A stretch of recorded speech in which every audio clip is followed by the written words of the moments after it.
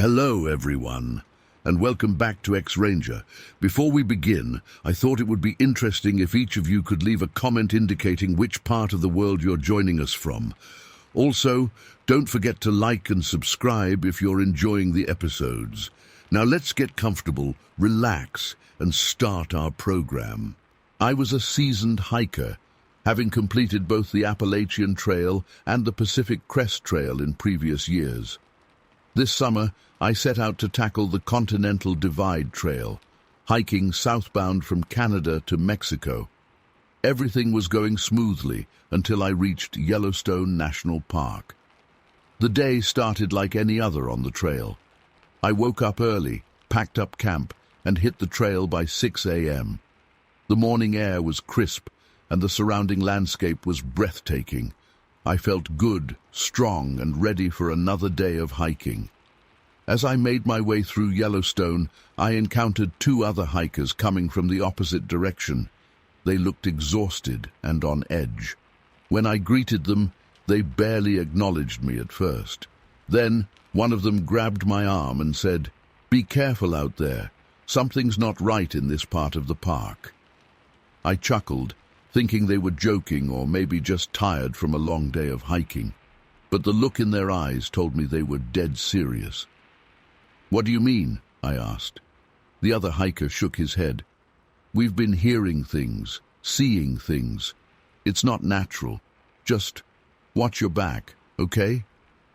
Before I could ask for more details, they hurried off, leaving me standing there confused and slightly uneasy. I tried to shake off the encounter and continued on my way, but their warning lingered in the back of my mind. As the day wore on, I started to notice little things that seemed off. The usual forest sounds, birds chirping, squirrels rustling in the underbrush, seemed muted. At times, it felt like the entire forest was holding its breath. Around midday, I started hearing what sounded like whispers on the wind. At first, I dismissed it as my imagination playing tricks on me, influenced by the strange encounter earlier. But as the afternoon progressed, the whispers became more distinct. I couldn't make out words, but it sounded like multiple voices having a hushed conversation just out of earshot. I tried to rationalize it. Maybe it was just the wind through the trees or distant hikers. But deep down, I knew this was different. These sounds seemed to be coming from inside my own head. As evening approached, I decided to set up camp near Summit Lake. I was feeling increasingly anxious and thought a good night's sleep would help clear my head. I set up my tent, cooked a quick meal, and tried to relax. That's when things really took a turn for the worse. Just as I was about to crawl into my tent for the night, I heard a loud snap from the woods behind me. It sounded like a massive branch breaking under tremendous weight. My heart started racing. I shone my headlamp in the direction of the sound, but saw nothing. Then came the whistling. It started low and quiet, almost like the wind, but it quickly grew louder and more distinct. It didn't sound like any bird or animal I'd ever heard. The pitch would rise and fall in an unnatural pattern, sometimes sounding almost melodic, other times harsh and grating. I zipped myself into my tent, trying to convince myself it was just the wind or some strange animal. But deep down, I knew better. This was something else entirely. The whistling continued for what felt like hours, sometimes seeming to come from right outside my tent, other times sounding distant. I lay there, frozen in fear, barely daring to breathe. Suddenly, something large brushed against the side of my tent. I could hear the fabric stretching and see the outline of something moving along the outside. It was big, much bigger than a bear or any animal I'd expect to encounter. I held my breath, praying it would move on. Instead, it started circling my tent, slow, deliberate steps. With each circuit, it seemed to get closer. Then, without warning, all hell broke loose. My tent was suddenly filled with a horrid smell, like rotten eggs mixed with something far worse. My eyes started burning and I felt dizzy and nauseous. In a panic, I unzipped the tent and stumbled out into the night. The air outside was thick with a yellowish fog. I could barely see, barely breathe. In the distance, I heard trees crashing down and that awful whistling louder than ever. I ran. I didn't grab my gear, didn't even put on my shoes. I just ran blindly through the woods, branches whipping my face, rocks cutting my feet. I don't know how long I ran or in what direction. All I knew was that I had to get away from whatever was back there. Eventually, I collapsed, gasping for air. The fog had thinned out, and I could breathe again. I lay there on the forest floor, shaking uncontrollably, until the first light of dawn started to filter through the trees. As the sun rose, I tried to gather my thoughts and figure out where I was. I had no gear, no food, no water. My feet were bleeding and my clothes were torn. But I was alive. I managed to find my way to a ranger station later that day. I told them I'd gotten lost and been separated from my gear, but I couldn't bring myself to tell them the full story. Who would believe me? They helped me retrieve some of my things from my campsite, but a lot was missing or destroyed. My tent was shredded, and many of my supplies were scattered across the clearing. The rangers assumed it was a bear attack, but I knew better. That was the end of my CDT hike. Hell, it was the end of my hiking career altogether. I couldn't shake the fear, the feeling that something out there in the wilderness was beyond our understanding. I've tried to rationalize what happened that night. Maybe it was a combination of altitude sickness and a natural gas leak. Maybe I ate some bad food and hallucinated the whole thing. But deep down, I know what I experienced was real. I still have nightmares about that whistling sound and the smell of that fog. I've never gone back to Yellowstone or any other national park. These days, I stick to city life, where the only wilderness I have to contend with is the urban jungle. Sometimes I miss the trail, the freedom, the adventure. But then I remember that night at Summit Lake, and I know I can never go back. Whatever is out there in the wilds of Yellowstone, it's not something I ever want to encounter again. I've never shared this story before. Who would believe me? But I felt like I needed to write it down, to get it out of my head. If you're planning a hike through Yellowstone, especially along the CDT, be careful. And if you hear whistling in the night, run. Run as fast and as far as you can. Story 2. I've never been the type to believe in the supernatural or cryptids. Sure, I enjoyed a good scary movie or urban legend as much as the next person, but I always chalked it up to fiction and overactive imaginations. That all changed one sweltering summer evening in 1994. I had just moved into a new subdivision in Boone County, Kentucky, with my dog Charlie. It was a peaceful area, surrounded by dense woods that provided a nice backdrop of nature. That particular evening, I decided to take Charlie for his usual walk around the backyard before turning in for the night. The air was thick and humid, clinging to my skin as we made our way across the lawn. Cicadas buzzed loudly from the trees, creating a steady drone that filled the night. Charlie trotted happily ahead of me, stopping occasionally to sniff at something interesting in the grass. As we neared the back fence line, I noticed Charlie's demeanor suddenly change. His ears perked up and he went rigid, staring intently at something beyond the fence. I squinted into the darkness, trying to make out what had caught his attention. That's when I saw it. About 50 feet away, just on the other side of our property line, stood a massive figure. At first, I thought my eyes were playing tricks on me in the dim light. But as my vision adjusted, I could clearly make out the outline of something vaguely humanoid, but far too large to be a person. It was covered in shaggy white fur that seemed to glow faintly in the moonlight. The creature had to be at least 7 feet tall, with broad shoulders and long arms that hung at its sides. Its face was obscured in shadow, but I could sense it looking directly at me. My heart began racing as I tried to process what I was seeing. Part of me wanted to convince myself it was just a trick of the light or an oddly shaped tree. But deep down, I knew this was something else entirely. Charlie let out a low growl, the fur on his back standing up. I reached down to grip his collar, more for my own comfort than to restrain him. We stood frozen like that for what felt like an eternity, though it was probably only a minute or two in reality. The creature didn't move or make a sound. It just stood there, observing us from the tree line. I was terrified, but also oddly fascinated. There was an intelligence in its stance, almost as if it was studying us just as intently as we were studying it. Suddenly, without warning, it turned and loped off into the woods. Its movements were surprisingly graceful for something so large. In a matter of seconds, it had vanished into the shadows, leaving no trace behind. As soon as it was gone, the spell was broken. I scooped up Charlie and ran back to the house as fast as my legs would carry me, slamming and locking the door behind us. My hands were shaking so badly I could barely turn the deadbolt. I spent the rest of the night huddled on the couch with all the lights on, jumping at every little noise. Charlie stayed close by my side, still on edge from our encounter.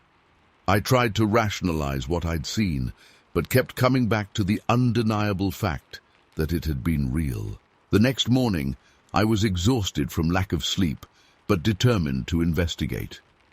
I cautiously made my way out to the fence line, where we'd had our encounter. The grass was slightly flattened in a large oval shape where the creature had stood, but there were no distinct footprints or other signs of its presence. As I stood there trying to make sense of it all, my new neighbor Dave called out a greeting from his yard. We got to talking, and I hesitantly brought up what I'd seen the night before. To my surprise, Dave didn't seem shocked or skeptical. "Ah, you must have seen old Whitey," he said casually. "Yeah, he's been spotted around these parts for years. My grandpa used to tell stories about seeing him way back in the day." I was floored. Not only had others seen this creature, but it was apparently a local legend of sorts. Dave went on to tell me about various sightings over the years, always describing a large, white, ape-like being in the woods. Over the next few weeks, I did some digging into the history of the area. I discovered numerous accounts of similar creatures spotted throughout Kentucky and the surrounding states. Some called it Bigfoot, others had different local names for it. But the descriptions were remarkably consistent: a giant, hair-covered humanoid, often white or light-colored. The more I researched, the more unsettled I became. How could something like this exist without definitive proof? And yet, I knew with absolute certainty what I had seen that night. I found myself becoming obsessed, spending hours online reading about cryptozoology and Bigfoot sightings. I even joined a local group of enthusiasts who would go on expeditions into the woods, hoping to catch a glimpse of the elusive creature. But despite my best efforts, I never saw it again. Charlie and I continued our nightly walks, but I was always on edge, scanning the tree line for any sign of movement. Sometimes I thought I caught a whiff of a musky, animal-like scent on the breeze. Other times, I'd wake up in the middle of the night, certain I'd heard heavy footsteps outside my window.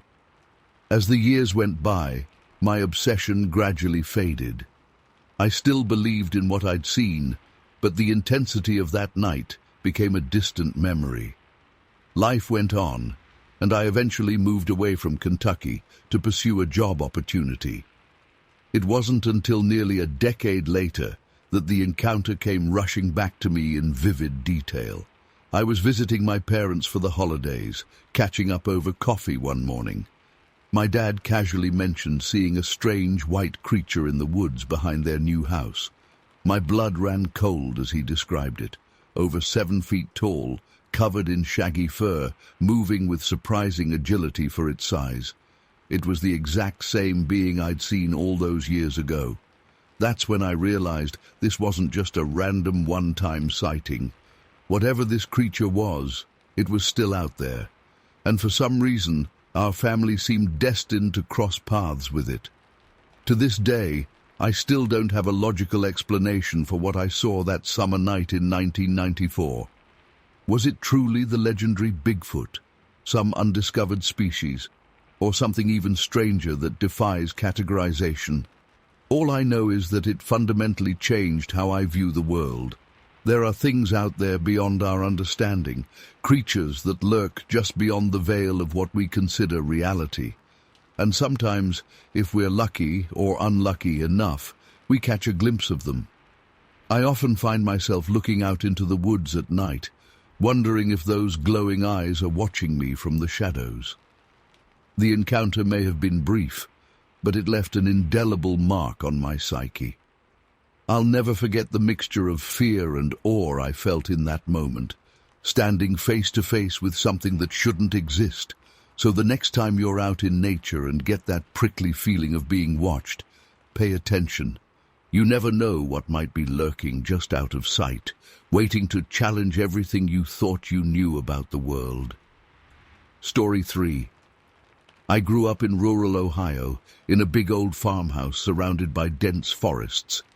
We moved there when I was about 10 years old. My parents thought it would be a nice place to raise kids, away from the city.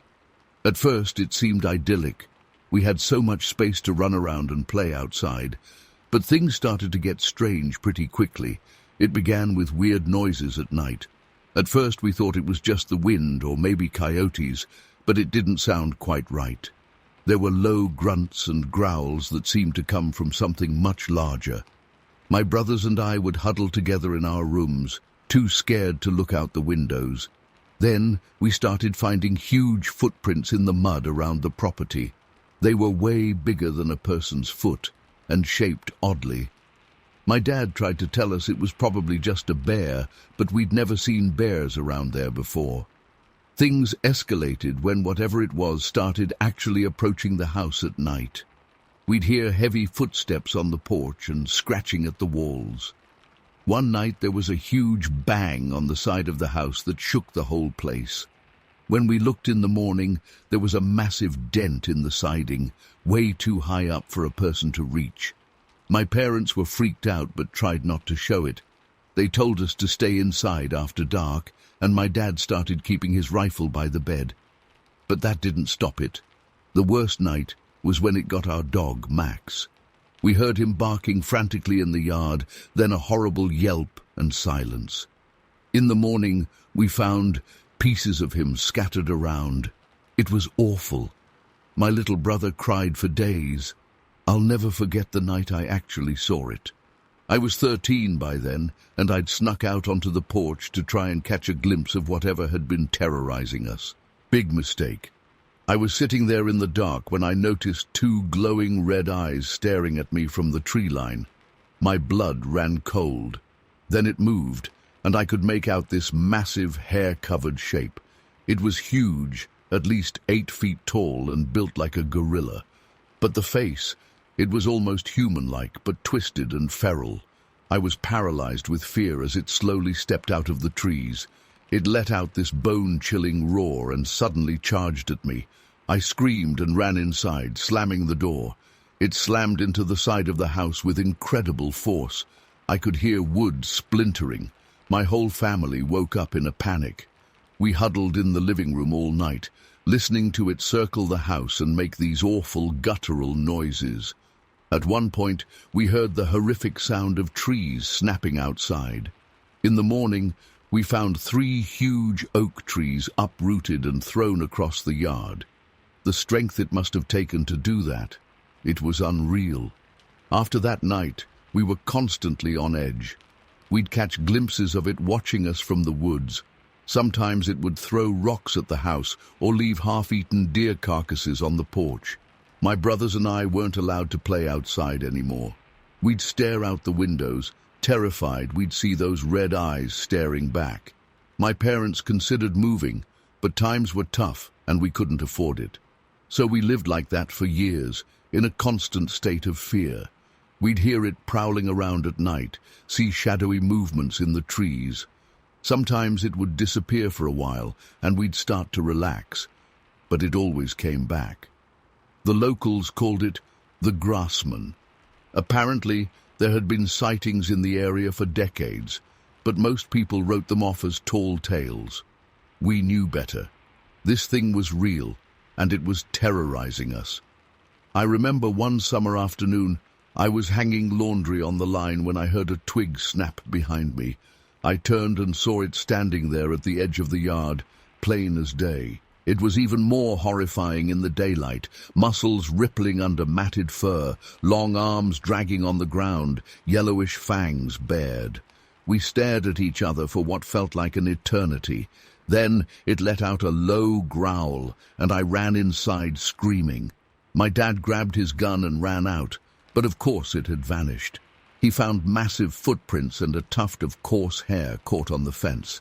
That was the closest I ever came to it, and I still have nightmares about those dead eyes boring into me. As the years went by, the encounters grew less frequent. By the time I was in high school, we'd go months without any sign of it. But the fear never really went away. I'd still wake up in a cold sweat, certain I'd heard that familiar growl outside my window. Eventually, the sightings stopped altogether. We don't know why. Maybe it moved on to another area, or died. But the trauma stayed with us. To this day, I can't shake the feeling of being watched when I'm in the woods. I've never been camping, and I don't let my own kids play outside unsupervised. Sometimes I wonder if anyone will believe me when I tell this story. It sounds crazy, I know. But I swear every word is true. That thing, the Grassman, whatever it was real. And it haunted my family for years. I've tried to research it since then, to make sense of what we experienced. There are other reports from Ohio of similar creatures. Some think it's a type of Bigfoot. All I know is that it was terrifying and dangerous. The rational part of my brain tries to explain it away. Maybe it was just a bear, and fear made us imagine the rest. But then I remember those inhuman eyes, the incredible strength, the intelligence in its movements. This was no normal animal.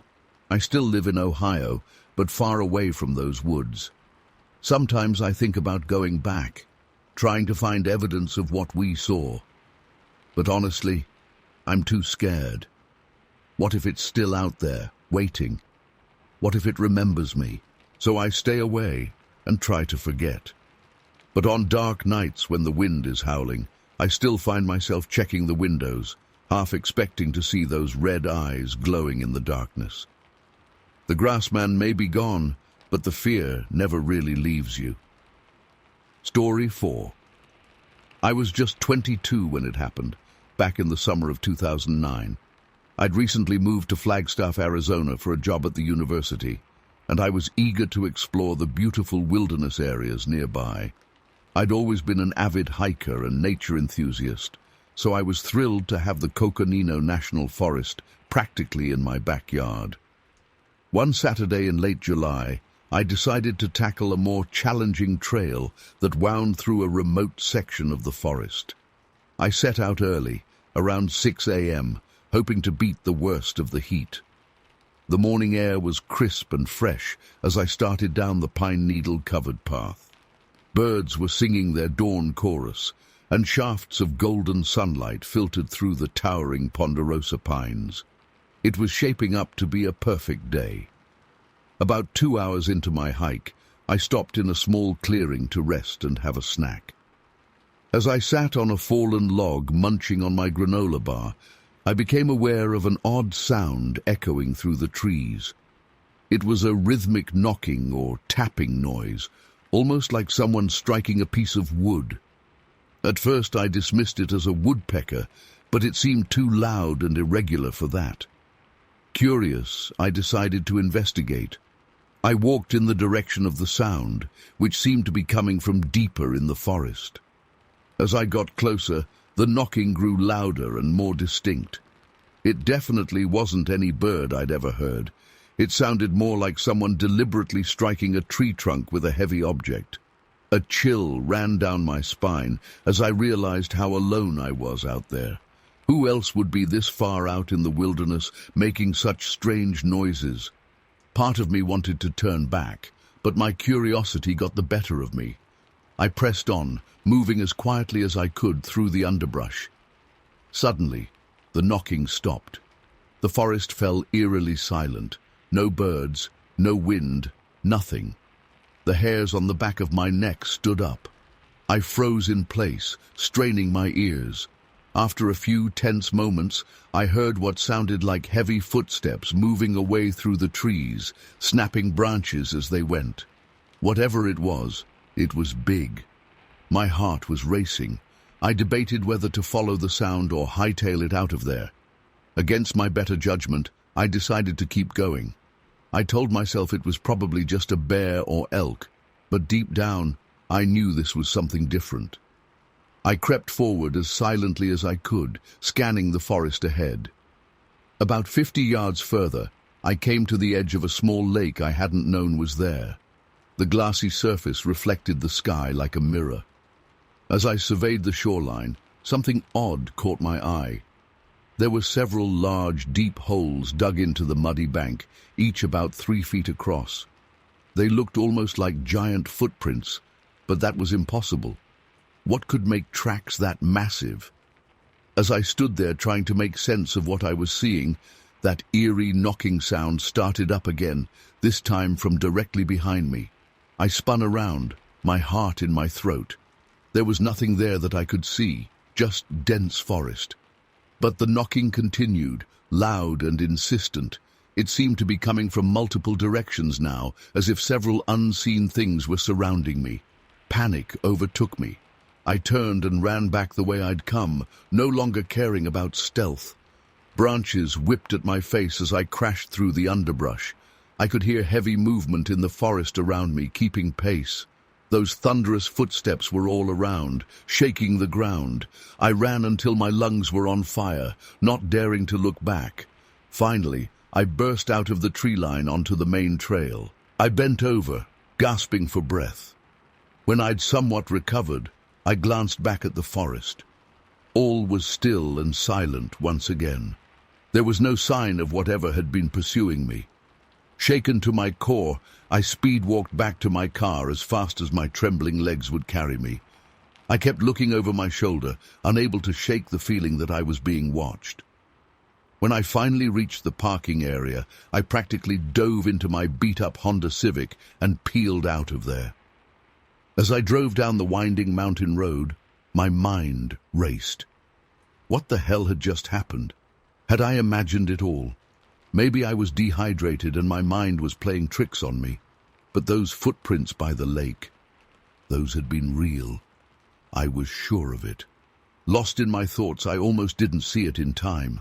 A massive, dark shape suddenly lumbered out of the trees and onto the road directly in front of me.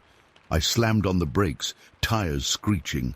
My car skidded to a stop mere feet from the towering figure. Time seemed to stand still as I gaped in shock at what I was seeing. It was vaguely human-shaped, but enormous, at least 9 or 10 feet tall.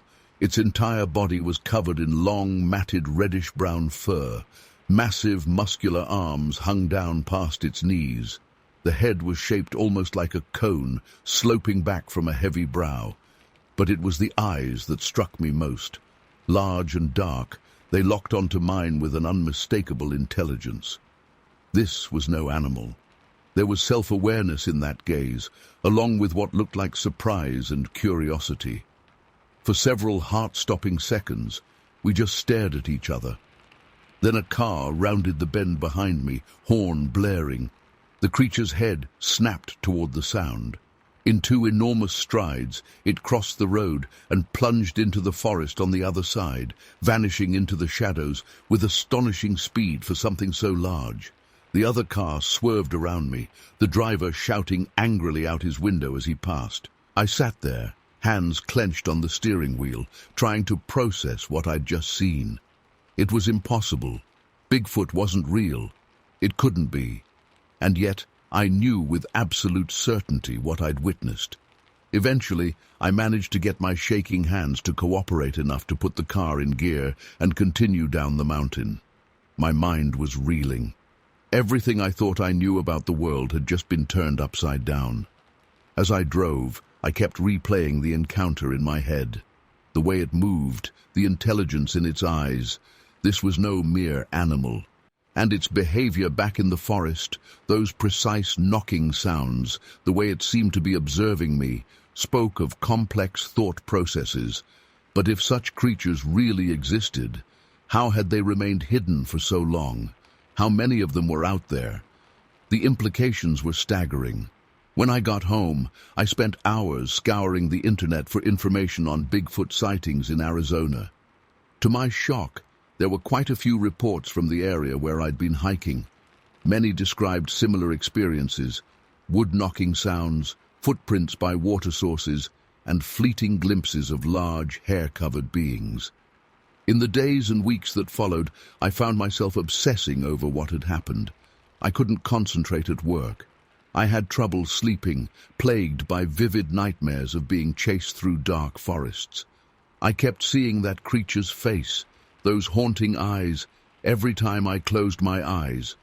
Part of me wanted to go back, to try to find proof, but a larger part was terrified of what else I might encounter out there.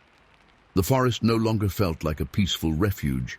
Now it seemed full of ancient secrets and hidden dangers. I never told anyone about what happened that day. Who would believe me? I'd be labeled a kook, maybe even lose my job. So I kept it to myself, letting it gnaw away at me from the inside. It's been over a decade now, but I still think about that encounter almost every day. It fundamentally changed how I view the world and my place in it. There are things out there beyond our understanding, creatures that defy explanation. I no longer feel like I can trust my own perception of reality. I haven't been hiking since that day. I can't bring myself to set foot in those forests again. The wonder and beauty I once found in nature has been replaced by a deep-seated unease. I know there are eyes watching from the shadows, ancient and unknowable. Sometimes I wonder if it would have been better never to have learned the truth. Ignorance truly was bliss. But I can't unring that bell. All I can do is try to come to terms with living in a world that's far stranger and more mysterious than I ever imagined. Story 5. As we pitched our tents and got a fire going, there was an eerie stillness in the air. The usual sounds of the forest, crickets chirping, owls hooting, were strangely absent. We tried to shake it off, chalking it up to the colder weather as winter approached. We cracked open some beers and started swapping our usual hunting stories around the fire. T was in the middle of telling us about the monster buck he'd seen last season when we heard it, a bizarre, haunting sound echoing through the trees. It was like nothing I'd ever heard before, almost like a cross between a siren and a whale call. We all froze, beer cans halfway to our mouths. "What the hell was that?" Jake whispered. None of us had an answer. The sound faded away after a few seconds, but the hairs on the back of my neck were standing straight up. "Probably just some kind of bird or something," I said, trying to convince myself as much as the others. But deep down, I knew that was no normal animal noise. We tried to get back to our conversations, but there was a nervous energy now. Every snapping twig or rustle of leaves had us on edge. I caught T glancing warily into the darkness beyond our campfire more than once. As the night wore on, we eventually settled into our tents to get some sleep before our early morning hunt. I tossed and turned, unable to fully relax. That strange sound kept replaying in my head. I must have dozed off at some point, because the next thing I knew, T was shaking me awake. "Guys, get up! You gotta see this," he hissed urgently. Groggily, I fumbled for my flashlight and unzipped the tent. T was already headed towards the nearby creek, moving quickly but quietly. Jake and I exchanged confused looks before following after him. When we caught up, T was crouched behind some bushes at the edge of the creek, peering intently at something. "Look," he whispered, pointing, "over there by that big oak tree." I squinted into the pre-dawn gloom, trying to make out what he was seeing. At first, all I could see were shadows. But then something moved, and my blood ran cold. There, partially obscured by the tree, was a massive, dark figure. It had to be at least 8 feet tall, with broad shoulders and long, muscular arms. As my eyes adjusted, I could make out more details. Shaggy hair covering its body, a sloped forehead, glinting eyes reflecting what little light there was. "Holy shit," Jake breathed beside me. Is that what I think it is?" I couldn't bring myself to say the word, but we were all thinking it. Bigfoot. The creature we'd heard stories about since we were kids, but never truly believed existed. Yet here it was, mere yards away from us. For several long moments, we stayed frozen in place, hardly daring to breathe. The creature seemed oblivious to our presence, busy with something by the creek bank. Probably drinking or looking for food, I realized. Suddenly, a twig snapped under Jake's foot. The creature's head snapped up, looking right in our direction. My heart hammered in my chest as those eyes locked onto us. Time seemed to stand still for a split second. Then, all hell broke loose. The creature let out a bone-chilling roar and lurched to its feet. It was even bigger than I'd first thought. Easily 8 feet tall, probably closer to 9. Built like a linebacker, but covered in thick, matted fur. We scrambled backwards in panic, nearly tripping over each other in our haste to get away.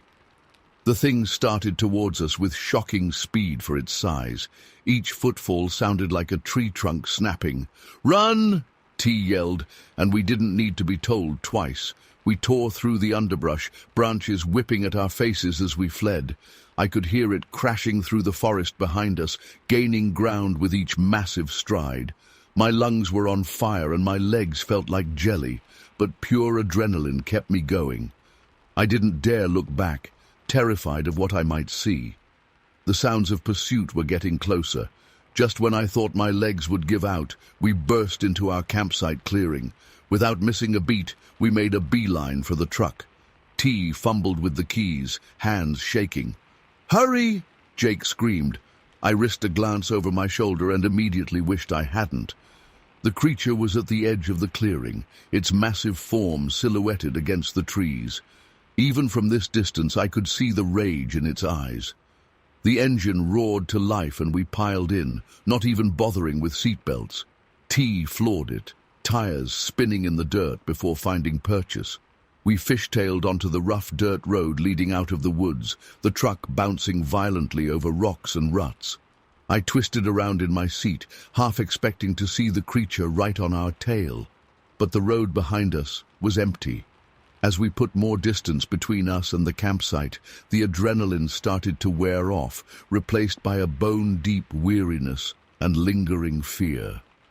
We drove in stunned silence for a while, each lost in our own thoughts. Finally, Jake spoke up. What the hell just happened back there?" T shook his head, knuckles white on the steering wheel. "I don't know, man. I don't fucking know." "That couldn't have been real, right?" I said, my voice shaky.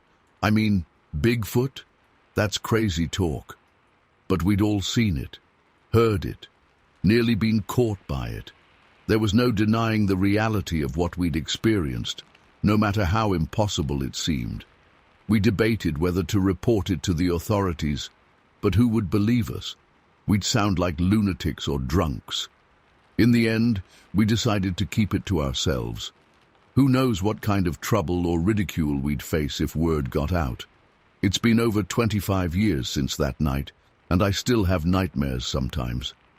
The sound of those footfalls, the inhuman roar, those glowing eyes, they're burned into my memory. We never went back to Lonesome Woods after that. Our hunting trips came to an abrupt end. None of us could stomach the thought of being in those forests again, always wondering what might be lurking in the shadows. I've tried to rationalize it over the years. Maybe it was some kind of bear or a person in a costume playing a sick joke. But deep down, I know what we saw, what chased us. It was something that shouldn't exist, something straight out of legend. I don't expect anyone to believe this story. Hell, some days I can hardly believe it myself. But I know what I saw that night in Hopkins County, and I know that there are things out there in the wilderness that defy explanation, things that most people will go their whole lives without encountering. Sometimes I wonder if it's still out there, roaming those Kentucky forests. Other times I try to convince myself it was all just a vivid nightmare. But then I'll catch a glimpse of something large moving in the tree line while driving down a lonely road, or hear an odd sound drifting on the wind at night, and that old fear comes rushing back. I don't go into the woods much anymore, and on the rare occasions I do, I'm always looking over my shoulder, half expecting to see a towering, fur-covered figure watching me from the trees. Some things, once seen, can never be unseen, and some experiences change you forever. So if you're ever camping in the backwoods of Kentucky and hear something that sounds like a cross between a siren and a whale, don't stick around to investigate. Pack up your gear and get the hell out of there as fast as you can. You might just be lucky enough to escape with nothing but a terrifying story to tell. As for me, I'll stick to the safety of the city from now on. Some mysteries are better left unsolved, and some creatures are better left as legends. But I'll always know the truth about what's really out there in the darkness of Lonesome Woods. Story 6. I was helping my mom move into her new cabin in the woods. She'd always dreamed of living somewhere remote and peaceful after retirement, and she'd finally found the perfect spot. A cozy little place nestled deep in the forest, miles from the nearest town. I wasn't thrilled about her being so isolated, but she was ecstatic. We spent the day unpacking boxes and getting her settled in. By evening, I was feeling restless after being cooped up inside all day. I decided to take a quick walk to stretch my legs before it got dark. "I'll just go down to the creek and back," I told my mom. "Won't be gone more than 20 minutes. The forest was beautiful in the fading light, peaceful and still. The only sounds were my footsteps crunching on fallen leaves and the occasional bird call. I breathed in the crisp autumn air, feeling relaxed for the first time all day. I reached the creek and was about to turn back when I heard something that made me freeze. Voices, but not human voices. It was a series of low grunts and rumbling noises, almost like speech but completely alien. The hairs on the back of my neck stood up. Slowly, I crept towards the sound, peering through the trees. What I saw next will haunt me for the rest of my life. There, in a small clearing, were two massive hair-covered creatures. They were vaguely human-shaped, but enormous. The larger one had to be at least 8 feet tall. They were covered in shaggy brown fur from head to toe, and their eyes, God, their eyes. They glowed an eerie, unnatural red in the dim light. The creatures were facing each other, making those guttural vocalizations back and forth. Their body language was animated, almost like they were having an argument. The smaller one, which was still huge, kept gesturing emphatically with its long, hairy arms. I knew instantly what I was looking at, even though my brain was screaming that it was impossible. Bigfoot. Not one, but 2 of them. I must have made some small sound of shock, because suddenly both creatures whipped their heads around to look directly at me. Time seemed to stand still as we stared at each other. I couldn't breathe. I couldn't move. I was paralyzed with terror. The larger creature's face contorted in what could only be described as rage. It let out a roar that shook me to my very core, so loud it felt like my eardrums might burst. Then it started beating its massive fists against its chest, each impact sounding like a bass drum. That broke my paralysis. I turned and ran faster than I've ever run in my life. Branches whipped at my face as I crashed through the underbrush. I could hear heavy footsteps and angry bellows behind me, but I didn't dare look back. Somehow I made it back to the cabin. I burst through the door, slammed it shut, and locked it with shaking hands. My mom came running, asking what was wrong. I was hyperventilating, unable to form words. We heard more roars in the distance. My mom's eyes went wide with fear. "What is that?" she whispered. I managed to gasp out, "We need to leave, now!" But we couldn't leave. It was pitch black outside now, and we were miles from anywhere. We had no choice but to stay the night, huddled together in terror. I didn't sleep a wink. Every snapping twig, every rustle of leaves outside sent waves of panic through me. I kept imagining those glowing red eyes peering in through the windows. When dawn finally came, we threw some essentials in the car and got the hell out of there. I tried to explain to my mom what I'd seen, but the words sounded insane even to my own ears. She clearly thought I'd had some kind of mental breakdown. We never went back to that cabin. My mom ended up selling it a few months later without ever having lived there. I couldn't bear the thought of her being alone in those woods. It's been years, but I still have nightmares about that night. The sound of that roar, the fury in those inhuman eyes. It's seared into my brain. I can't look at forests the same way anymore. I know what's out there, lurking in the shadows. I've done a lot of research since then, trying to make sense of what I saw. I've read countless reports of Bigfoot sightings, looked at grainy photos and shaky video footage, but nothing comes close to the terrifying reality of what I encountered. The intelligence in their eyes, the way they seemed to be communicating, it wasn't just some animal. These were thinking, reasoning creatures, and they were angry at being discovered. I often wonder what would have happened if I hadn't run away. Would they have attacked me, tried to communicate, taken me away to wherever they came from? The not knowing is almost worse than the fear. I've never told this story publicly before. Who would believe me? But I know what I saw. Those creatures are real, and they're out there. I just pray I never encounter them again. Sometimes when I'm lying awake at night, I swear I can hear those guttural vocalizations in the distance. It's probably just my imagination, my brain playing tricks on me. At least, that's what I tell myself. But deep down, I know the truth. They're still out there, hidden away in the vast wilderness, watching, waiting. And someday, someone else will stumble upon them like I did. I only hope they're able to escape like I did. I still have so many questions. Where did they come from? How many of them are there? How have they remained hidden for so long? But I know I'll never get answers. Some mysteries are better left unsolved. All I know is that I'll never set foot in those woods again. The memory of that night is enough to keep me away forever. The primal fear I felt, the sense of being utterly insignificant in the face of something ancient and powerful, it changed me. I see the world differently now. I know that there are things out there beyond our understanding, creatures that defy explanation. It's both terrifying and awe-inspiring. To anyone reading this who might be skeptical, I understand. I wouldn't believe it either if I hadn't lived through it. But I'm telling you, these creatures are real, they're intelligent, and they don't want to be found. If you're ever hiking in remote woods and you hear strange noises or feel like you're being watched, trust your instincts. Get out of there as fast as you can.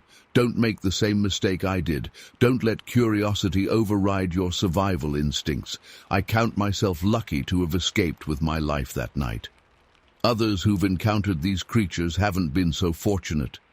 There are stories of people who've gone missing in those woods, never to be seen again.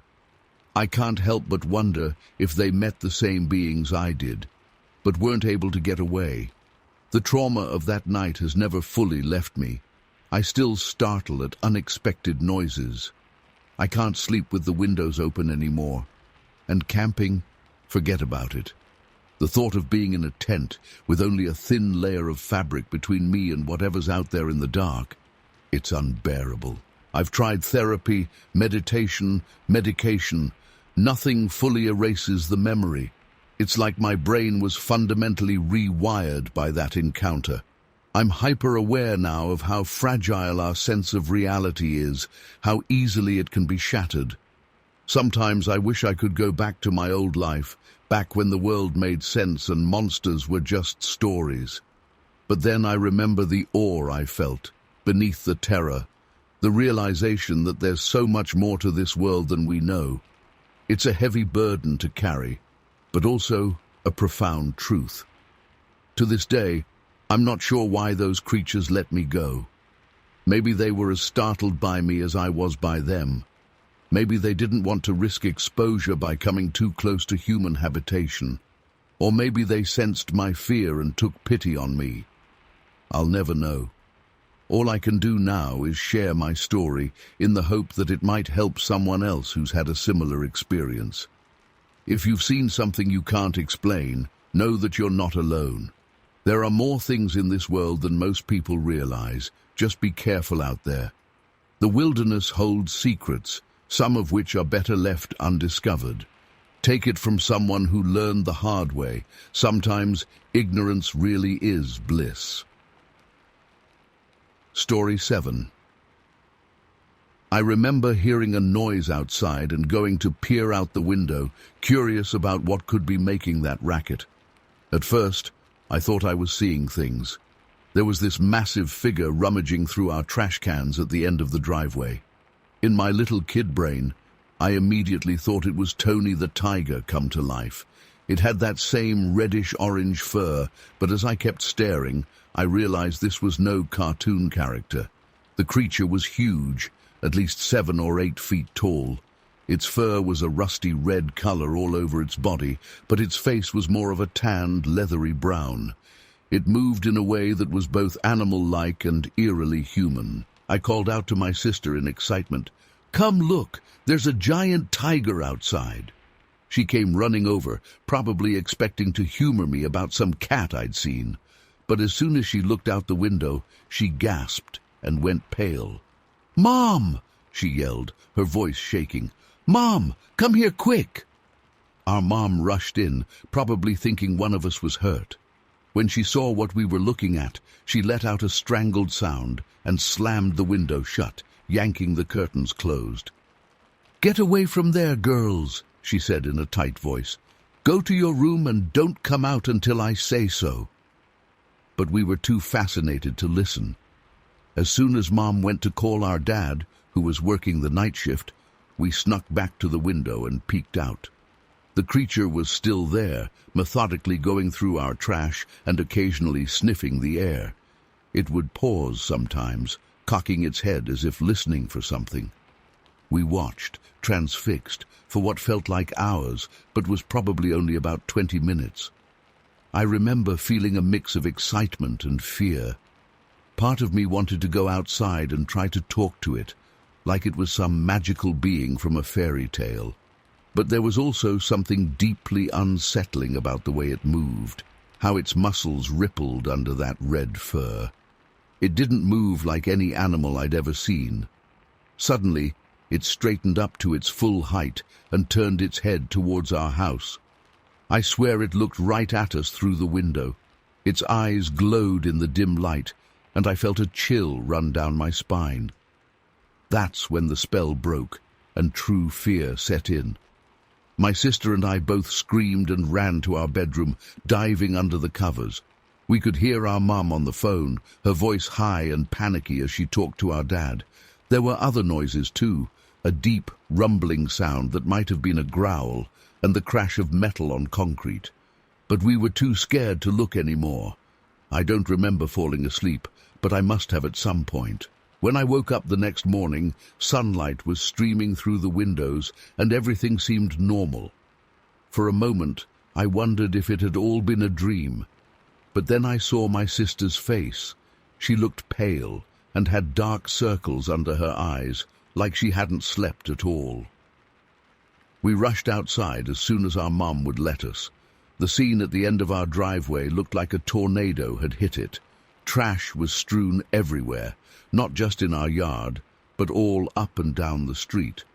Our metal trash can was dented and twisted, the lid bent almost in half like it was made of tin foil instead of steel. There were weird marks in the mud by the road, not quite footprints, but deep indentations that looked like nothing I'd ever seen before. My parents tried to explain it away. They said it must have been a bear, even though there hadn't been bears in that part of Louisiana for decades. They said we'd imagined the red fur, that it was just shadows playing tricks on our eyes. But I knew what I'd seen, and so did my sister. For weeks afterwards, I had nightmares about those glowing eyes staring at me through the window. I'd wake up in a cold sweat, convinced I could hear that deep, rumbling growl outside my room. My sister and I slept with the lights on for months. As I got older, I tried to rationalize it. Maybe it was just some guy in a costume playing a prank. Maybe it really was a bear, and my young mind had blown it out of proportion. But deep down, I know that's not true.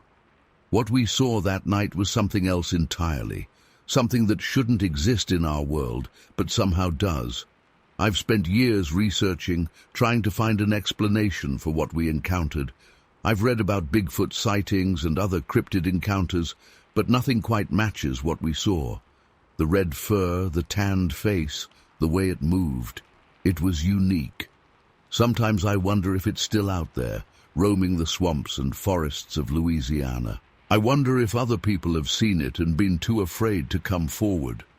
And I wonder what would have happened if we'd gone outside that night, if we'd tried to make contact with the creature. I'm an adult now, with kids of my own, but I still get a chill down my spine when I think about that night. Sometimes when I'm visiting my parents and I look out at those woods behind their house, I swear I can see a flash of rusty red fur between the trees. And for a moment, I'm 5 years old again, frozen in fear and wonder at the sight of something that shouldn't exist. I've never told this story publicly before. For years, I was afraid people would think I was crazy or making it up. But I know what I saw, and I know it was real. That creature, whatever it was, changed my life that night. It opened my eyes to the possibility that there are things in this world that we can't explain, things that defy our understanding of what's possible. I still have so many questions. What was it? Where did it come from? Why was it there, in our quiet little neighborhood in Lake Charles? And most importantly, where is it now? Is it still out there, hiding in the wilderness, occasionally venturing into the fringes of civilization to rummage through our leftovers? I may never have answers to these questions, but I know that I'll never forget that night in September 1971, when the impossible became real and the world suddenly seemed a whole lot bigger and stranger than I'd ever imagined. It's a memory that's both terrifying and awe-inspiring, a reminder that there's still mystery in the world, still things that can make us question everything we think we know. To this day, I can't look at a garbage can without remembering that twisted metal lid, bent like it was nothing. I can't hear an unusual noise at night without thinking of that deep, rumbling growl. And I can't look into the woods without wondering if, just maybe, there's a pair of glowing eyes looking back at me. I don't know if I'll ever see that creature again. Part of me hopes I do, just to prove to myself once and for all that it wasn't a figment of my imagination. But another part of me is terrified of that possibility, because if it is real, if it is still out there, what else might be lurking in the shadows, just beyond the edge of what we know? All I know for sure is that on that warm September night in 1971, something impossible happened in Lake Charles, Louisiana. And whether anyone believes me or not, I'll carry that memory, and the questions it raises, with me for the rest of my life. Story 8. It was supposed to be a routine caving expedition in Glenwood Springs, Colorado. My buddy Chris and I had explored dozens of caves together over the years, but nothing could have prepared us for what we encountered in the Cloud Cave that day. We set out early in the morning, excited to check out this lesser-known cave system. The hike to the cave entrance was beautiful, with sweeping views of the surrounding mountains. But as soon as we entered the dark, damp cavern, an unsettling feeling came over me. I tried to shake it off as we made our way deeper underground. About an hour into our exploration, we came to a narrow passage that required some careful maneuvering. I went first, squeezing my way through the tight space. Suddenly, the ground beneath me gave way, and I found myself tumbling down a steep incline. I came to a painful stop at the bottom, the wind knocked out of me. As I tried to catch my breath, a sharp pain in my side told me I had likely broken some ribs in the fall. "Chris!" I called out, my voice echoing off the cave walls. But there was no response. The passage I'd fallen through had somehow sealed back up, cutting me off from my friend. Panic started to set in as I realized I was alone and injured in the pitch-black cave. I fumbled for my backup flashlight, my hands shaking. As the beam illuminated my surroundings, I saw I was in a large cavern with multiple tunnels branching off in different directions. I had no idea which way would lead me back to Chris or the exit. Trying to stay calm, I took stock of my supplies. I had some water, a few protein bars, and basic first aid supplies. My phone had no signal this far underground. I knew Chris would be looking for me, but in this maze-like cave system, it could take hours for him to find me. I decided my best bet was to stay put and wait for rescue. I found a relatively flat area to sit and tried to get comfortable, wincing at the pain in my ribs. The silence of the cave was oppressive, broken only by the occasional drip of water. As the hours ticked by, my mind started playing tricks on me. Every shadow seemed to move. Every sound made me jump. The darkness pressed in around me, making it hard to breathe. Just as I was considering trying to find my own way out, I heard something that made my blood run cold. A deep, rattling breath echoed through the cavern. At first, I thought it might be the wind, but it was too rhythmic, too alive. My flashlight beam darted around wildly as I searched for the source of the sound. That's when I saw them. Two glowing red eyes peering at me from one of the tunnel entrances. They were huge, much larger and higher off the ground than any animal I'd ever encountered. I scrambled backwards, ignoring the searing pain in my side. The eyes followed my movement, never blinking.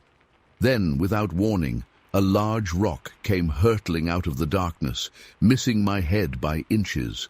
Heart pounding, I stumbled to my feet and ran blindly down one of the tunnels.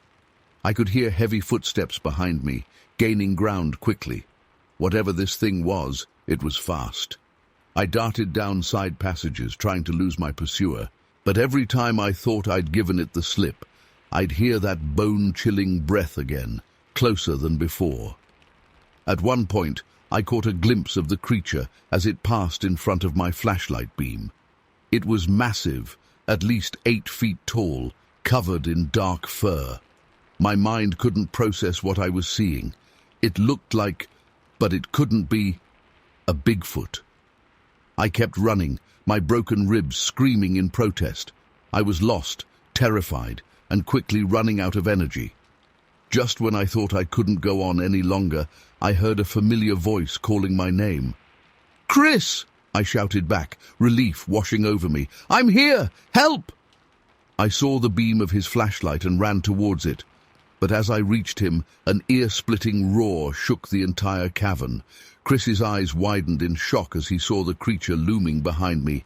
"Run!" I yelled, grabbing his arm and pulling him along. We sprinted through the tunnels, the creature's howls echoing off the walls. Somehow, miraculously, we found our way back to the main passage and out of the cave. We didn't stop running until we reached our car. As we sped away from the cave, Chris peppered me with questions about what had happened. I tried to explain, but the words seemed inadequate to describe the terror I'd experienced.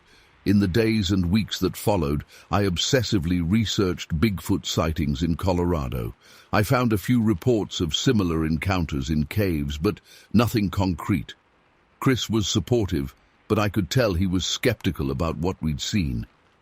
I've gone over that day in my mind countless times, trying to make sense of it. Was it really a Bigfoot? Some unknown cave-dwelling creature? Or had fear and isolation caused me to hallucinate the whole thing? All I know for sure is that I'll never set foot in a cave again. The memory of those glowing red eyes and that bone-chilling roar still wake me up in a cold sweat at night. Whatever was in that cave, it wasn't human, and I hope I never encounter anything like it again. I'm sharing this story now in the hopes that someone out there might have had a similar experience. Maybe together we can make sense of what's really lurking in the dark corners of our world. But part of me hopes I never get an answer, because the truth might be even more terrifying than not knowing. Story 9. I was out for my usual morning walk along the river near my cabin in the mountains. It was a crisp autumn day, and the air smelled of pine and damp earth. I always loved these quiet morning strolls, a chance to clear my head and enjoy nature before starting my day. Little did I know that this particular walk would change my life forever. As I rounded a bend in the trail, I suddenly froze in my tracks. There, about 50 feet ahead of me on the riverbank, was a large hair-covered creature squatting by the water's edge. My breath caught in my throat, and I instinctively crouched down behind some bushes, not wanting to be seen. At first, I thought it must be a bear, but as I peered through the leaves, I realized this was no bear.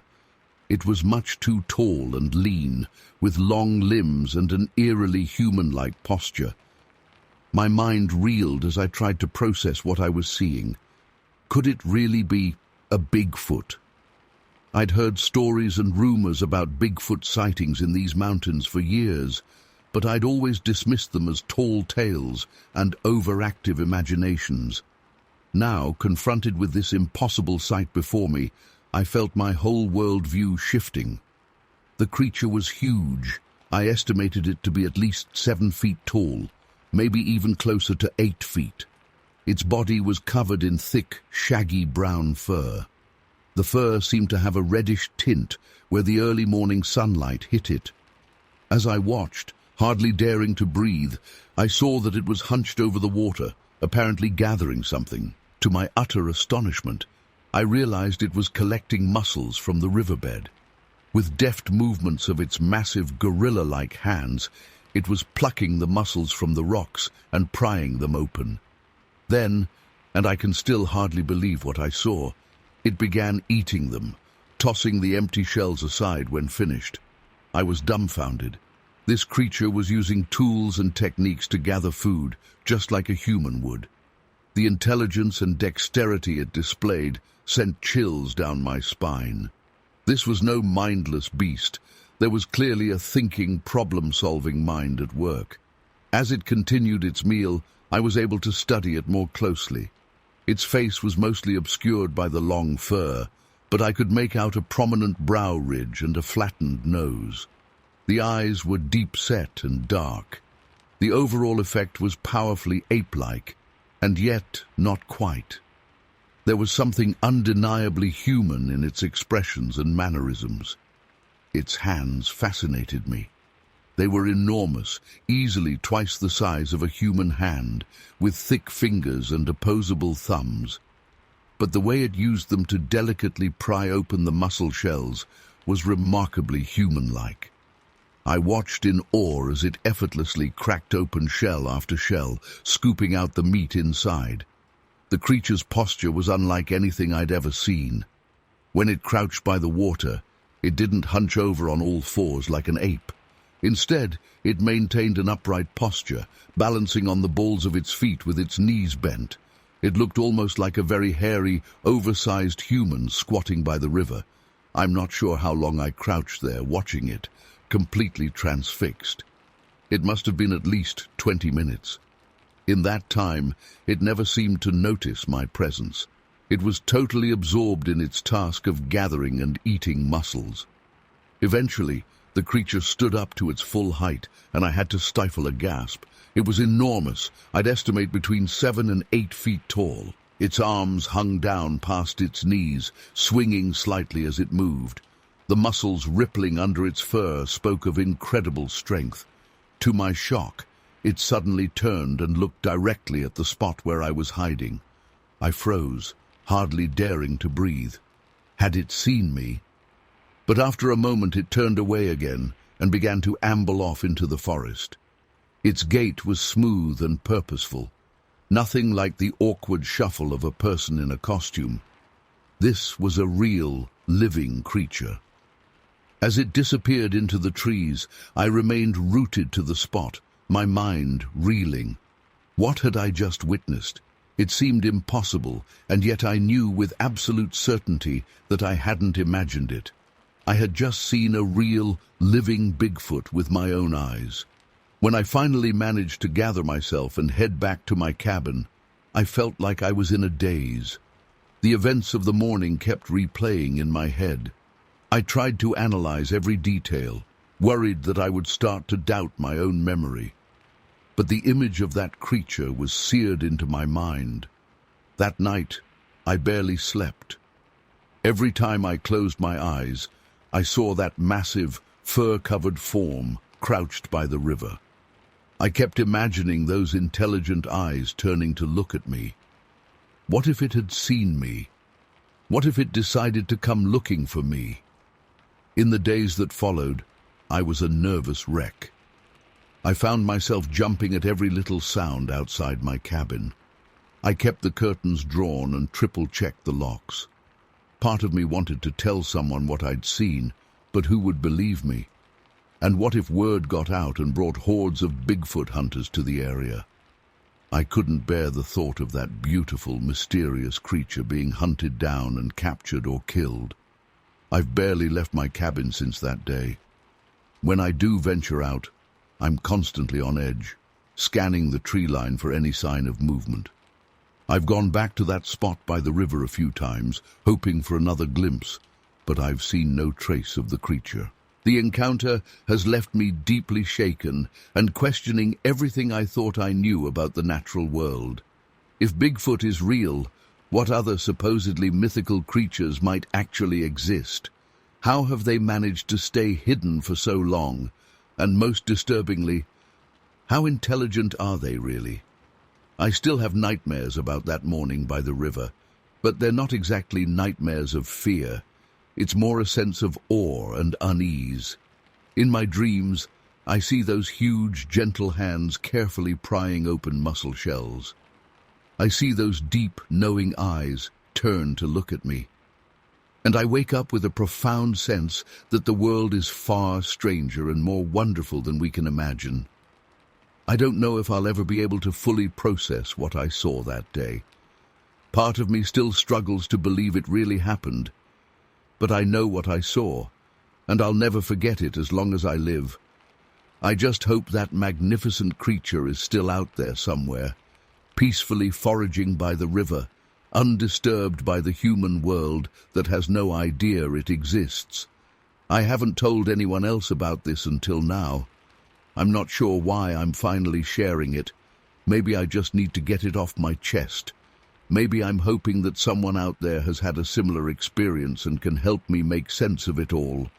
Or maybe I just need to know that I'm not crazy, that what I saw was real. All I know is that my world view has been forever changed. I used to think I understood the natural world, but now I realize how little we truly know. There are mysteries out there beyond our comprehension, creatures that defy explanation. And on that crisp autumn morning, I was privileged to catch a glimpse of one of them.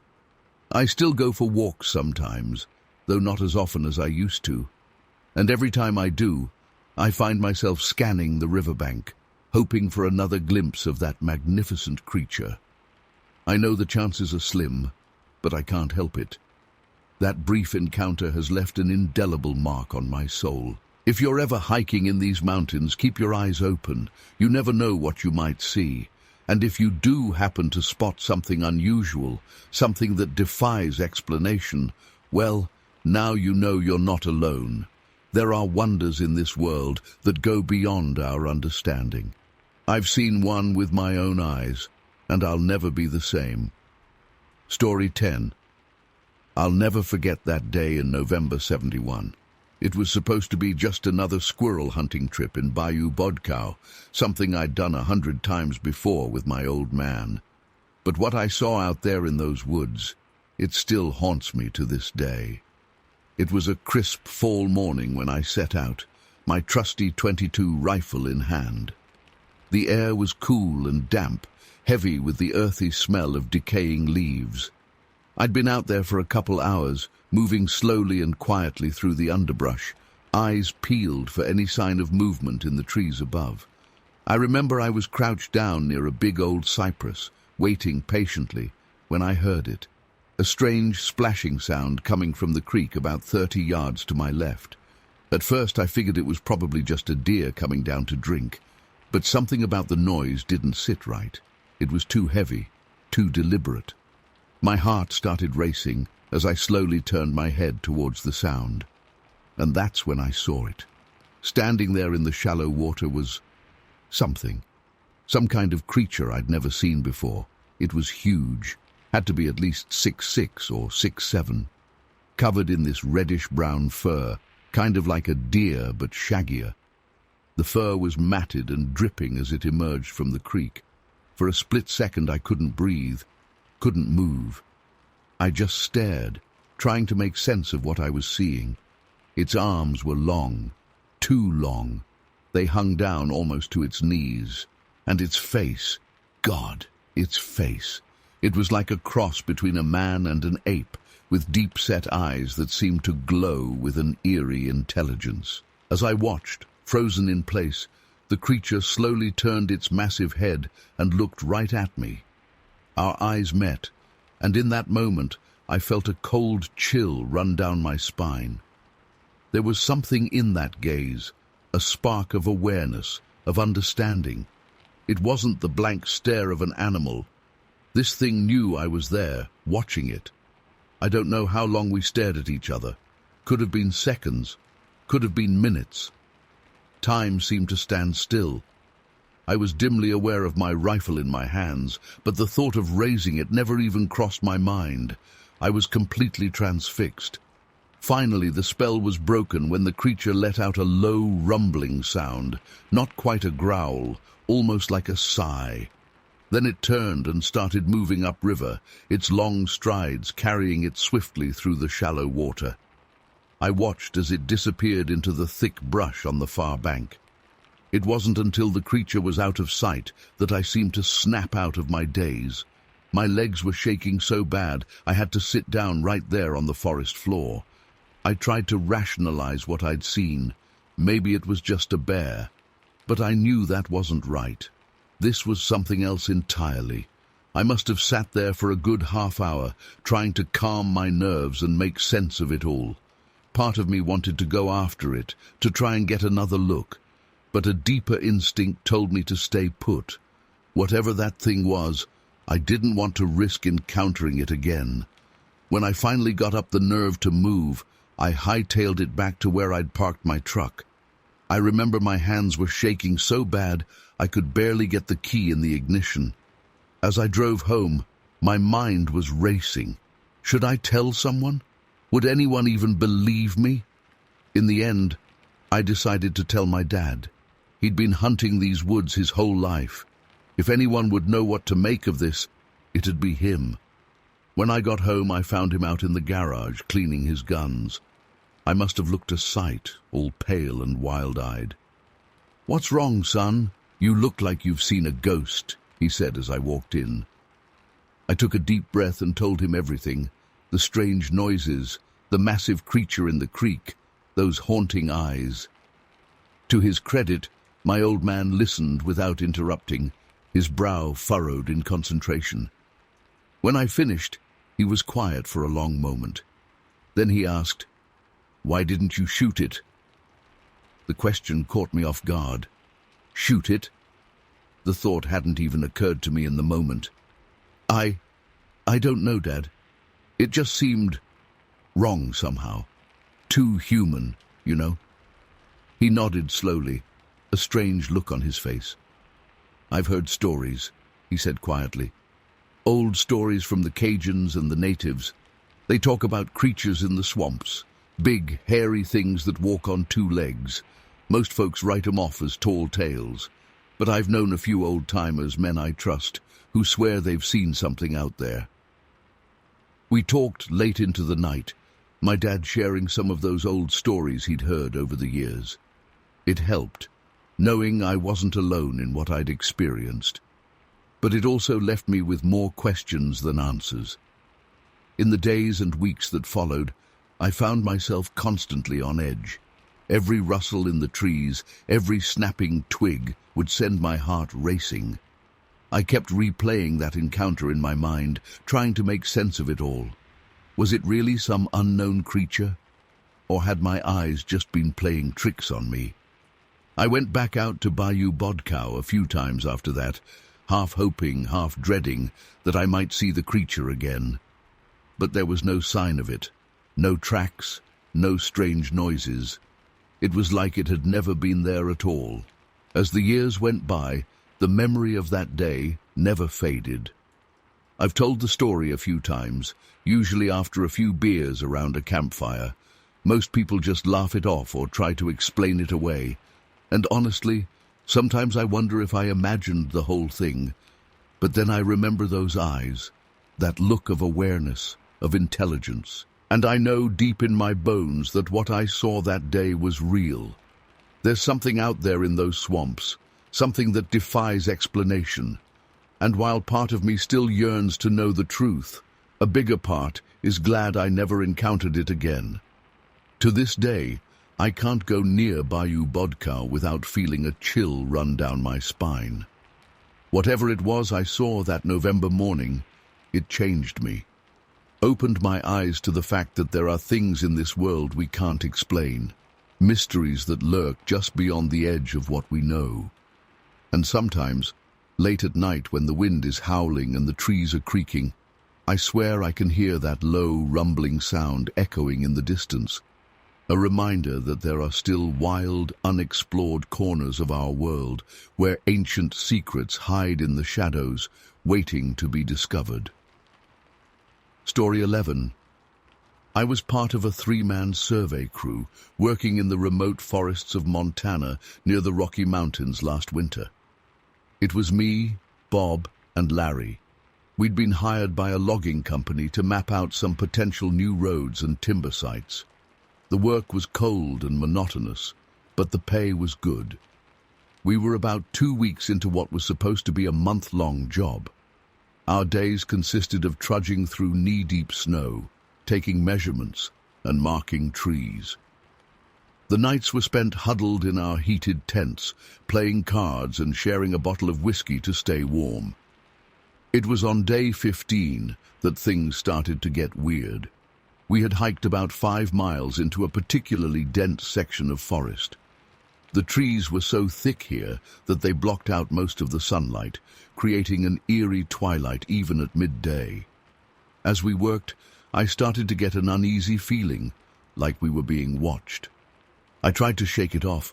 We were miles from the nearest town, so who could possibly be out here? Around 2 p.m., we heard the first whistle. It sounded almost human, but with an oddly hollow quality that sent chills down my spine. We all froze and looked at each other. "What the hell was that?" Bob whispered.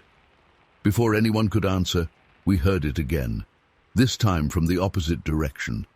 It was answered by another whistle from somewhere else in the forest. The sounds seemed to be all around us. "Probably just birds," Larry said, but he didn't sound convinced. We tried to get back to work, but the whistles continued intermittently throughout the afternoon. Sometimes they sounded close, sometimes far away. Once, I could have sworn I heard one right behind me, but when I whirled around, there was nothing there. As the sun began to set, we decided to make camp for the night. None of us wanted to admit it, but we were all on edge. As we set up our tents, we kept hearing strange noises in the forest, branches snapping, something heavy moving through the underbrush. But whenever we shined our flashlights in that direction, we saw nothing. That night, none of us slept well. The whistles continued, along with a new sound, a rhythmic thumping, like something huge beating on tree trunks. It seemed to circle our camp throughout the night, always staying just out of sight. The next morning, we found massive footprints in the snow around our campsite. They were easily 18 inches long and 8 inches wide.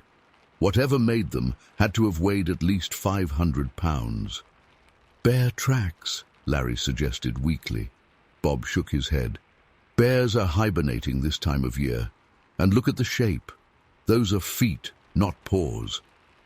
I felt sick to my stomach as I realized what Bob was implying, but it couldn't be true. Bigfoot wasn't real. It was just a myth, right? We decided to pack up and move to a new area. As we hiked, the feeling of being watched intensified. Twice, I caught glimpses of something large moving through the trees just at the edge of my vision. But when I turned to look directly at it, there was nothing there. Around midday, we came to a small clearing. As we stepped out of the tree line, I heard Bob gasp. There, in the fresh snow, was a line of those massive footprints. They led straight across the clearing and disappeared into the forest on the other side. "We need to get out of here," I said, my voice shaking. "Right now." But as we turned to leave, we heard a loud crash from the direction we had come. Then another from our left, and another from our right. Something was circling us, herding us deeper into the forest. Panic set in. We started running, no longer caring about following our route or completing the survey. We just wanted to get back to civilization. But the forest seemed to have changed. Landmarks we should have recognized were missing or in the wrong places. It was like the very landscape was shifting around us. As night fell, we realized we were hopelessly lost. We set up camp in a small hollow, huddling close together for warmth and comfort. None of us said much. We were too scared and confused. That's when we started hearing the voices. At first, it sounded like Larry calling from somewhere in the forest. But Larry was right next to me in the tent. Then we heard what sounded like Bob yelling for help. But again, Bob was with us. "It's trying to lure us out," Bob whispered. "Don't listen to it." We spent a terrifying night in that tent, listening to phantom voices calling our names, mixed with those eerie whistles and the sounds of something massive moving just outside. When dawn finally came, we found our campsite surrounded by those huge footprints. They were so deep in the snow that whatever made them must have stood there for hours, watching us. We packed up as quickly as we could and started walking. We no longer cared about direction. We just picked a heading and went, hoping to find some sign of civilization. As we walked, the whistles and wood knocks followed us. Sometimes they seemed to come from right next to us, other times from far away. The voices continued too, sounding like our teammates or even family members calling for help. Around midday, we crested a hill and saw a road in the distance. We started running towards it, hope giving us a burst of energy. That's when I heard the most terrifying sound of my life, a deep, guttural roar that seemed to shake the very ground. It was unlike anything I've ever heard before or since. We ran faster than I thought possible, branches whipping our faces, snow flying up around us. I could hear something crashing through the forest behind us, but I didn't dare look back. We burst out onto the road just as a logging truck was passing. The driver, seeing our panicked state, stopped to help. As he was calling for help on his radio, I glanced back at the tree line. There, half hidden behind a massive pine, was a shape. It was at least 8 feet tall, covered in dark fur. I caught a glimpse of a face that seemed almost human, but not quite. Then it was gone, melting back into the forest. The authorities searched the area but found nothing conclusive. Our equipment and most of our supplies were never recovered. The logging company scrapped plans for expansion in that area. To this day, I can't explain what happened out there, but I know what I saw, what I heard, and I know I'll never set foot in those woods again.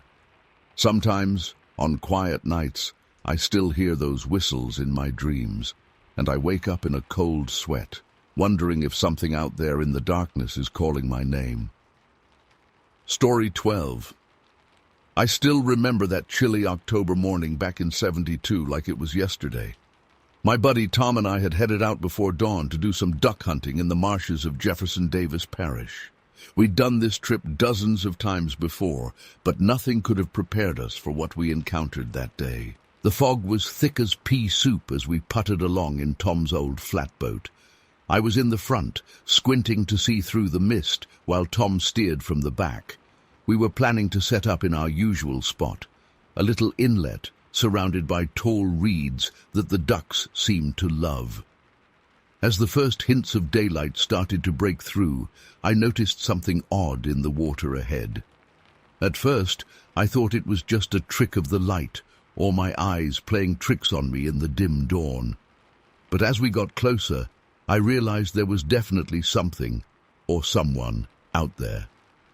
"Tom, you see that?" I whispered, not wanting to startle whatever it was. "Yeah, what the hell?" Tom muttered back. He'd throttled back the motor to barely above an idle. It looked like a man walking through the shallow water, but something wasn't right. The figure was tall, really tall, and seemed to be moving with an unnatural gait. As we drifted closer, I could make out more details that sent a chill down my spine. The thing had long, matted grey hair hanging down past its shoulders. A scraggly beard covered most of its face. But it was the eyes that really got me. Even from a distance, I could see they were unnaturally large and seemed to glow faintly in the dim light. "Jesus Christ," Tom breathed. "What is that thing?" I shook my head, at a loss for words. Whatever it wasn't human, at least not fully. As we watched, frozen, the creature turned its head and locked eyes with us. A jolt of primal fear shot through me. It knew we were there. And then it started moving towards us with purpose. Its gait was all wrong, like its legs were too long for its body. It didn't so much walk as lope through the knee-deep water, barely making a ripple. In a matter of seconds, it had closed half the distance between us. "Go, go, go!" I yelled, snapping out of my daze. Tom cranked the motor and spun us around so fast I nearly fell out of the boat. I grabbed onto the sides for dear life as we took off, the engine roaring. I looked back over my shoulder, half expecting to see the thing right on our tail. But it had stopped its pursuit, standing stock still in the water about 30 feet behind us. Even from that distance, I swear, I could feel its eyes boring into me. We didn't slow down until we were well clear of the marsh, out in the open water of the lake. Tom and I just stared at each other, panting heavily, trying to process what we'd just seen. "What the fuck was that?" Tom finally managed to sputter out. I shook my head. "I don't know, man. I've never seen anything like it in my life." We debated going back to at least retrieve our gear and decoys, but one look at each other told us that wasn't happening. No way in hell were we going anywhere near that spot again. The ride back to the boat launch was tense and quiet. I kept scanning the shoreline, half expecting to see that thing come bursting out of the reeds at any moment. But we made it back without further incident. As we pulled the boat out of the water, I noticed my hands were shaking. The adrenaline was starting to wear off, replaced by a deep sense of unease that I couldn't shake. "We can't tell anyone about this," Tom said as we loaded up his truck. "They'll think we're crazy or on drugs or something." I nodded in agreement. Who would believe us anyway?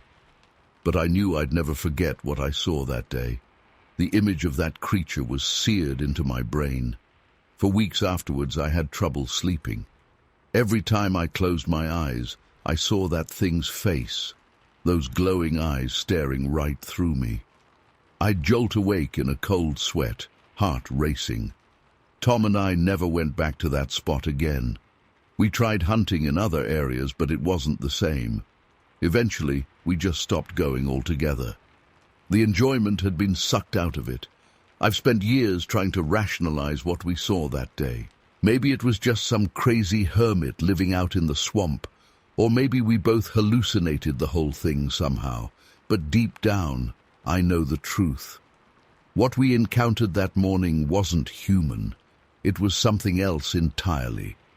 To this day, I get chills when I think about it. I've never told anyone else the full story until now. Part of me still feels crazy even writing this out. But I know what I saw, and I know that somewhere out there in the swamps of Louisiana, there are things lurking that defy explanation. Things that maybe we're not meant to understand. I don't go anywhere near the water these days if I can help it.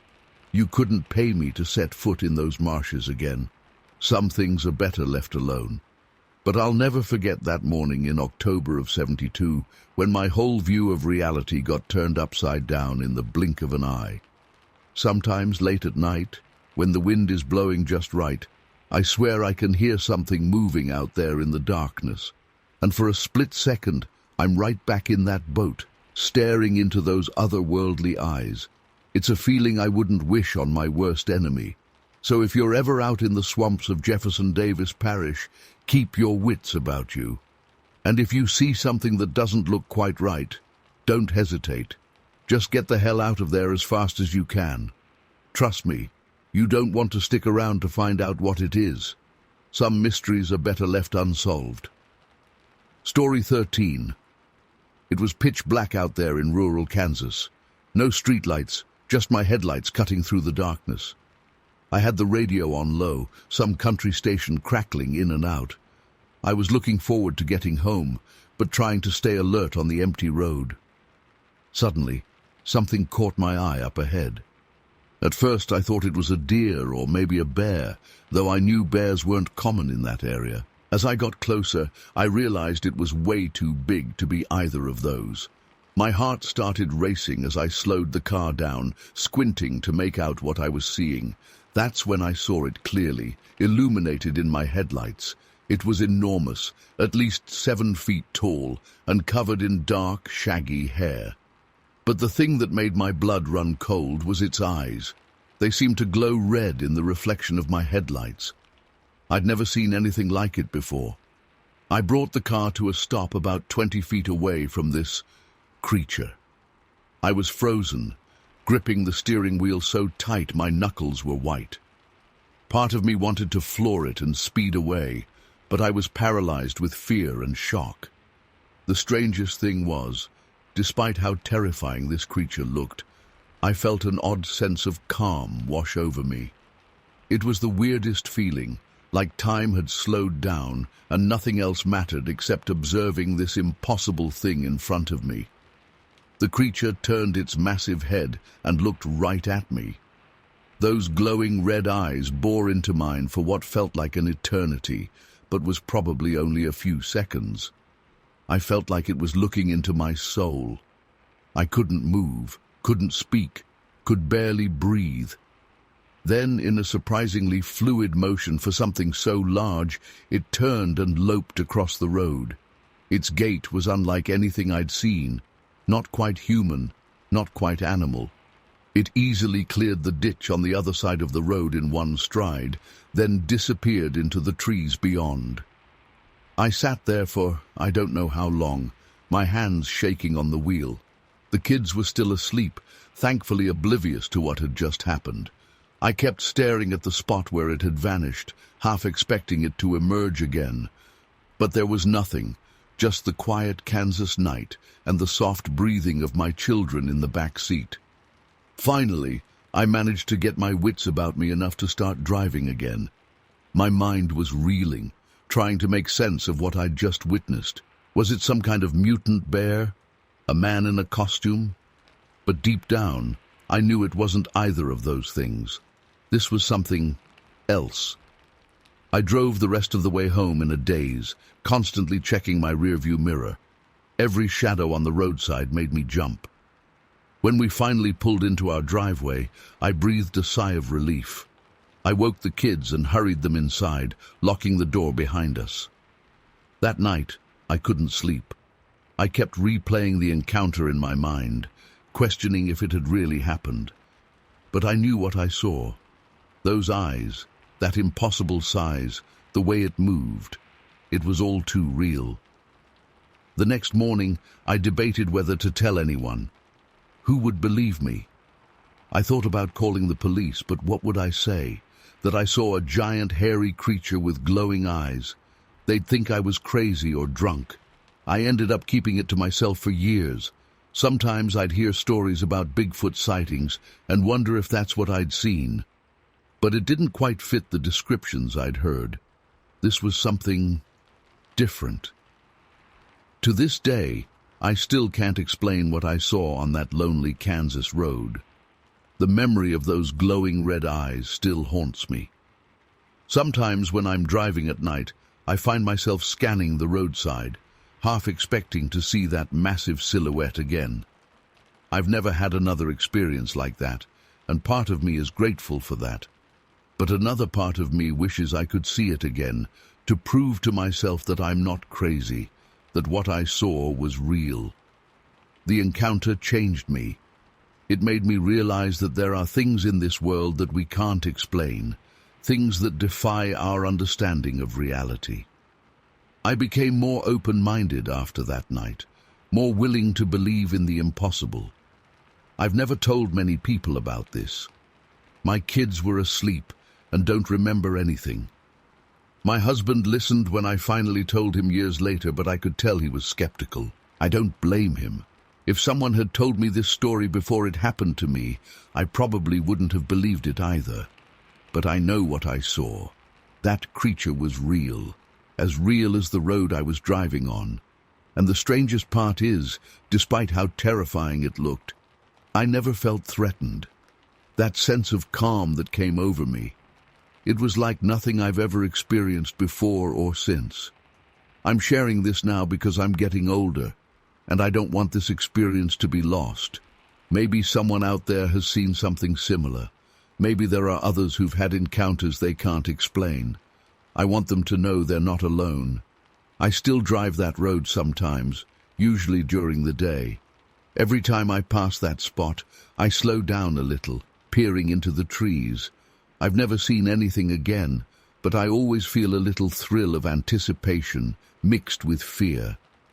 Whatever that creature was, it changed my life that night. It opened my eyes to the possibility that there are things in this world beyond our understanding. And while part of me is still scared when I think about it, another part of me is grateful for the experience. It's a reminder that the world is full of mysteries, and sometimes we're lucky enough to glimpse them, even if we can't explain them. So if you're ever driving down a dark, lonely road in Kansas, keep your eyes open. You never know what you might see, and if you do see something you can't explain, know that you're not alone. There are others out there who've seen the impossible too. We might not have answers, but we have our experiences, and sometimes that's enough. Story 14. The base had been on edge for weeks.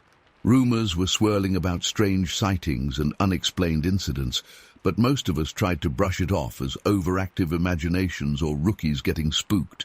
Still, I couldn't shake the uneasiness that had settled over the place like a heavy fog. As I neared the riverbank, the hairs on the back of my neck suddenly stood up. I froze, listening intently. At first, all I could hear was the gentle lapping of the water. But then I caught it, a low, guttural sound coming from the tree line about 50 yards ahead. It wasn't quite a growl, but it definitely wasn't human or any animal I recognized. My hand instinctively went to my sidearm as I swept my flashlight beam toward the source of the noise. For a split second, I caught a glimpse of something massive moving between the trees. My blood ran cold. Whatever it was at least 8 feet tall and covered in dark fur. I radioed it in, trying to keep my voice steady as I reported a possible intruder near the river. But before backup could arrive, all hell broke loose. There was a deafening crash as something huge burst through the underbrush. I caught another glimpse of a massive, ape-like figure loping on 2 legs at incredible speed. Panic took over, and I fired off 2 warning shots, more out of reflex than anything. The thing let out a bone-chilling roar that seemed to shake the very ground. I'd never heard anything like it. It was primal, angry, almost human, but not quite. I took off running back toward the nearest building, my heart pounding in my ears. I could hear heavy footsteps behind me, branches snapping. Whatever this thing was, it was fast, really fast. I pushed myself harder than I ever had in my life, fueled by pure adrenaline and terror. Just when I thought my lungs would burst, I made it to the motor pool and slammed the door behind me, fumbling to lock it with shaking hands. I collapsed against the wall, gasping for air. A few seconds later, there was a thunderous bang as something slammed into the metal door, leaving a massive dent. Then another and another. I scrambled away from the door, my mind reeling. This couldn't be happening. It had to be some kind of nightmare. But the dents in the door were very real, as was the putrid, musky smell that was now seeping into the building. After what felt like an eternity, but was probably only a minute or two, the banging suddenly stopped. An eerie silence fell. I stayed frozen in place, barely daring to breathe.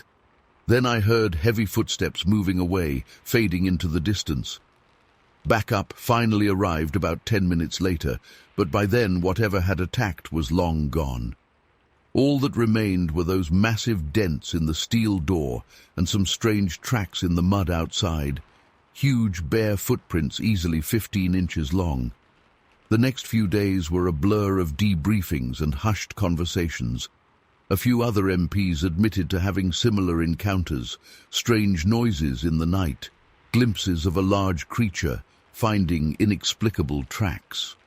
But there was also a palpable tension in the air, a sense that we weren't supposed to talk about what was happening. Things came to a head about a week later when one of the senior officers, Captain Roberts, filed an official report about a daytime sighting of what he described as a large bipedal ape-like creature near the base's western perimeter. Within 48 hours, Roberts was suddenly transferred to a remote outpost in Alaska. The message was clear: keep your mouth shut, or your career is over. After that, an uncomfortable silence fell over Fort Leavenworth. The sightings and incidents didn't stop entirely, but nobody dared speak about them openly anymore. We'd hear muffled thumps against the dumpsters at night, or find strange claw marks on trees, and we'd just exchange knowing looks and keep moving. I tried to rationalize what I'd seen that night. Maybe it was just a bear, I told myself.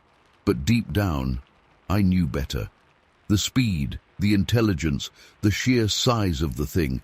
It was like nothing I'd ever encountered before or since. The rest of my time at Fort Leavenworth passed in a haze of tension and unease. Every time I had to patrol near the river, my palms would get sweaty and my heart would race. I'd find myself jumping at shadows, constantly looking over my shoulder. What haunts me most, even now, is the questions left unanswered. What was that creature? Why was it there? And why were we ordered to stay silent about it? I've spent years trying to make sense of what happened, but I'm no closer to understanding it now than I was back then. I left the military not long after my enlistment was up. I couldn't handle the stress anymore, the constant feeling of being watched, of knowing something was out there but not being able to talk about it. Sometimes I wonder if it was all some elaborate hoax or training exercise. But then I remember the raw fear I felt that night, the sheer power behind those blows to the door, and I know it was all too real. To this day, I can't shake the feeling that there are things out there beyond our understanding, things that lurk in the shadows, just out of sight. And sometimes, when I'm alone in the woods or near a river at night, I swear I can hear that low, guttural sound again. It sends chills down my spine every time. I don't know if anyone will believe this story. Hell, sometimes I can barely believe it myself. But I know what I saw that night in Fort Leavenworth. And I know that somewhere out there, that creature is still roaming free. I just hope for everyone's sake that it stays in the shadows where it belongs. Story 15. I never believed in monsters or cryptids growing up. Sure, I enjoyed the occasional scary movie or campfire tale, but I always knew it was just fiction. That all changed one summer in the early 1960s when I was about 12 years old. My family had recently moved to a secluded property in Oxford County, Maine. It was beautiful. Acres of dense forest surrounded our modest farmhouse. At first, it seemed idyllic, but looking back, I realized how naive we were. The trouble started not long after we moved in. My mother, who had always been a calm and level-headed woman, suddenly became terrified of going outside after dark. She'd pace anxiously by the windows as night fell, peering out into the shadows. When I asked what was wrong, she'd just shake her head and mutter something about feeling watched. I didn't think much of it at first. Moving to such an isolated area was a big change. I figured she just needed time to adjust. But as the weeks went by, her fear only intensified. She started refusing to hang laundry on the clothesline unless my father or I were outside with her. Even then, she'd rush through the chore with shaking hands, constantly glancing over her shoulder at the tree line. One day, I overheard her arguing with my father in hushed, urgent tones. "I'm telling you, there's something out there," she hissed. "It's huge, John. Bigger than a man, covered in hair. I've seen it watching me from the woods." My father sighed wearily. "Carol, we've been over this. There are no monsters in the woods. You're just not used to all the wildlife out here yet." But my mother was adamant. "It's not a bear or a moose. It walks on 2 legs, John. And the sounds it makes." She shuddered. Those horrible screams. I'll admit, her fear was starting to rub off on me a bit. I found myself peering out my bedroom window at night, straining to catch a glimpse of whatever was frightening my mother so badly. But I never saw anything out of the ordinary. Our dog Rex, on the other hand, definitely sensed something was amiss. He was a big, brave German shepherd who had always loved to roam and explore. But lately, he refused to venture past a certain point in our backyard. He'd get to the edge of the mowed lawn, hackles raised, and start growling at the forest. Nothing could entice him to go any further. Things came to a head one sweltering August day. The air was thick and humid, promising a thunderstorm later. My mother had reluctantly agreed to hang some laundry while my father and I repaired a section of fencing nearby. I was holding the nails as my dad hammered when suddenly a blood-curdling scream echoed through the trees. We both froze, eyes wide. It wasn't human. The pitch was all wrong, too guttural and primal, but it wasn't like any animal I'd ever heard either. It was loud enough to make my ears ring, even from a distance. My mother dropped her laundry basket and bolted for the house, white as a sheet. My father grabbed my arm and quickly ushered me inside too, locking the door behind us. We huddled in the living room as more screams echoed outside, punctuated by the sound of snapping branches. Something large was moving through the forest, getting closer to our property. Rex was going berserk, barking and snarling at the back door. My father grabbed his hunting rifle from the gun safe, hands shaking slightly as he loaded it. "Stay here," he ordered us gruffly, before cautiously opening the door. Rex shot out like a bullet, charging towards the tree line where the sounds were coming from. My father yelled for him to come back, but the dog ignored him completely. We heard more barking, growling, then a high-pitched yelp of pain that made my stomach lurch. Then silence. My father stood frozen on the back porch for a long moment, rifle raised. But nothing else happened. No more screams, no sign of Rex. Eventually he came back inside, locking the door securely behind him. We were all badly shaken. My mother was nearly hysterical, convinced that whatever had been stalking her for months had finally made its move. My father tried to calm her down, but I could see doubt and fear in his eyes too. He'd heard those inhuman screams with his own ears now. We barely slept that night, jumping at every little sound. Rex never came home. My father went looking for him the next day, but found no trace, not even paw prints or fur. It was like he'd vanished into thin air. Over the next few weeks, we lived in a state of constant tension. My father installed extra locks on all the doors and windows. We stopped going outside unless absolutely necessary, and never alone. The screams continued sporadically, always at night, always from deep in the woods. Sometimes they sounded almost mournful, other times rage-filled and challenging. I caught glimpses of something a few times, a huge, dark shape moving swiftly between the trees, too big to be a normal animal. Once I swear I saw a pair of eyes reflecting the moonlight, set unnaturally high off the ground. But it was always gone in an instant, leaving me to question if I'd really seen anything at all. The final straw came about a month after Rex disappeared. I woke in the middle of the night to a scratching sound. At first I thought it was tree branches against my window, but as I became more alert, I realized with dawning horror that it was coming from inside the house, from the attic directly above my room. I lay paralyzed in fear, ears straining. The scratching continued, accompanied by heavy footsteps creaking across the attic floor.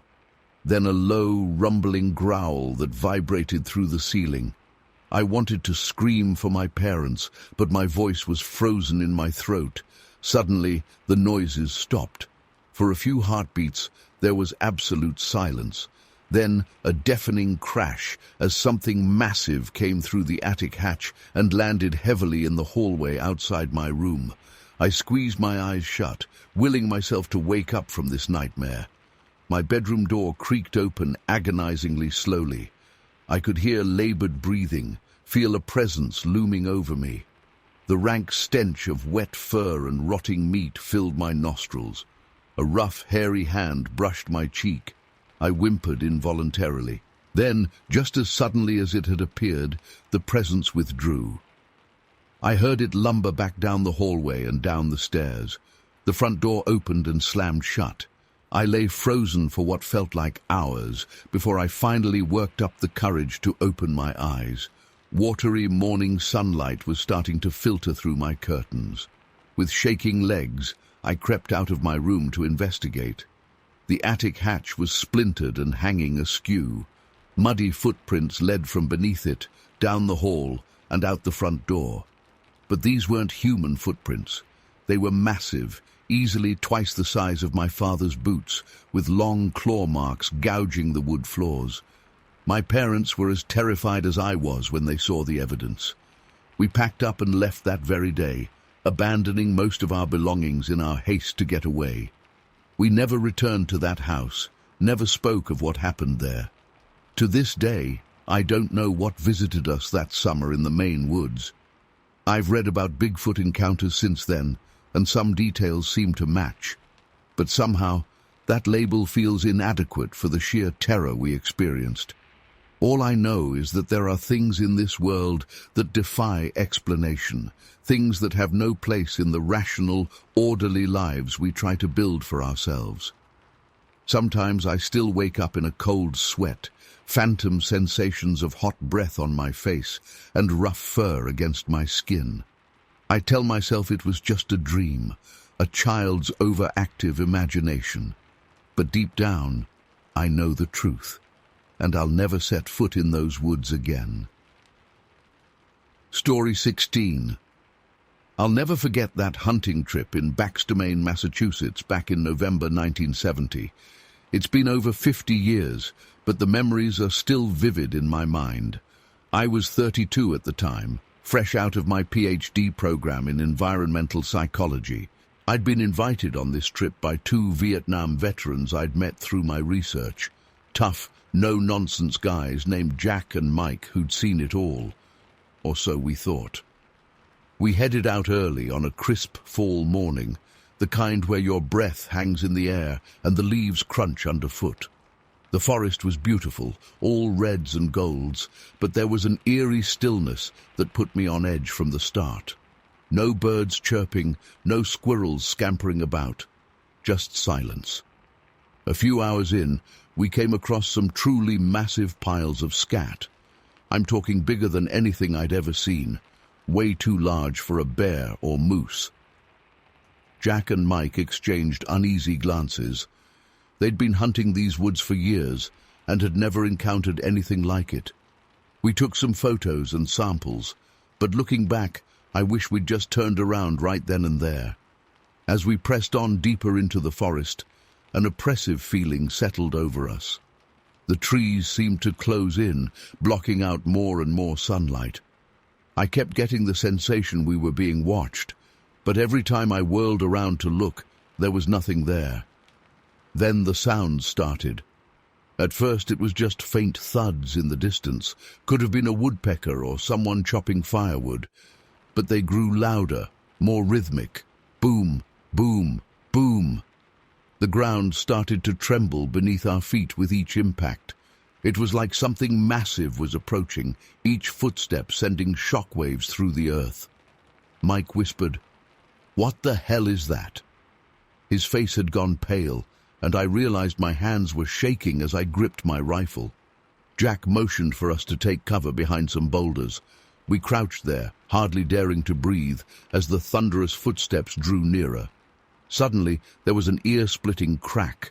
We peeked out to see an enormous oak tree, must have been at least 100 feet tall, toppling over as if it had been pushed. There wasn't a breath of wind. It crashed to the ground with a sound like a bomb going off, and then everything went deathly quiet again. We stayed frozen in place for what felt like hours, too terrified to move. When we finally worked up the courage to emerge from our hiding spot, the forest looked completely normal, no sign of whatever had caused that tree to fall, but the quiet was oppressive. Not a single insect buzzed or leaf rustled. As we debated what to do next, something huge came hurtling out of the canopy above us. It slammed into the ground just feet away with a sickening thud. When the dust settled, we saw it was a boulder easily weighing 50 pounds. There's no way that could have been thrown by any animal we knew of. That was the last straw. We took off running, abandoning our gear in a blind panic. I've never run so fast in my life. Branches whipped at my face and I tripped over roots, but pure adrenaline kept me going. Behind us, I could hear more crashes and thuds, like something massive was giving chase through the underbrush. We finally burst out of the tree line and made it back to our truck. As Jack peeled out onto the dirt road, I looked back at the forest. For a split second, I swear I saw something enormous moving in the shadows between the trees, something that walked on two legs but was far too big to be human. Then it was gone. We drove straight to the local police station, babbling about what we'd seen. The officers were skeptical, to say the least. They sent out a search party the next day, but found nothing out of the ordinary. Our abandoned gear was right where we'd left it, undisturbed. No sign of any giant footprints or felled trees. In the weeks that followed, I pored over our photos and samples, desperate for some rational explanation. The scat analysis came back inconclusive, unlike anything in their database. I reached out to biologists, folklorists, even cryptozoologists, but no one could offer a satisfying answer for what we'd encountered. Jack and Mike refused to ever speak of that day again. I think it shook them even more than me. Two hardened combat veterans reduced to trembling wrecks by something in those woods. They both moved away from Baxter, Maine not long after. As for me, I've spent decades trying to make sense of what happened. Was it some undiscovered species? A government experiment gone wrong? Or something beyond our current understanding of reality? I don't know. But I do know that I'll never set foot in those woods again. I still have nightmares about those thunderous footsteps and that glimpse of something massive moving through the trees. Sometimes I wake up in a cold sweat, certain I can hear those rhythmic booms in the distance. Boom, boom, boom. I've second-guessed myself 1,000 times over the years. Maybe it was all just an elaborate trick of the mind, some kind of shared delusion brought on by fear and isolation in the wilderness. But then I remember the sheer physical reality of that boulder slamming into the ground in front of us, and I know it was real. I've gone back and forth on whether to share this story publicly. Part of me worries about being labeled a crackpot or attention seeker. But I'm getting older now, and I feel a responsibility to put this out there. People deserve to know what's lurking in those forests. To this day, I can't look at the woods the same way. Every time I'm hiking or camping, I'm on high alert, scanning the tree line, listening for any out-of-place sounds.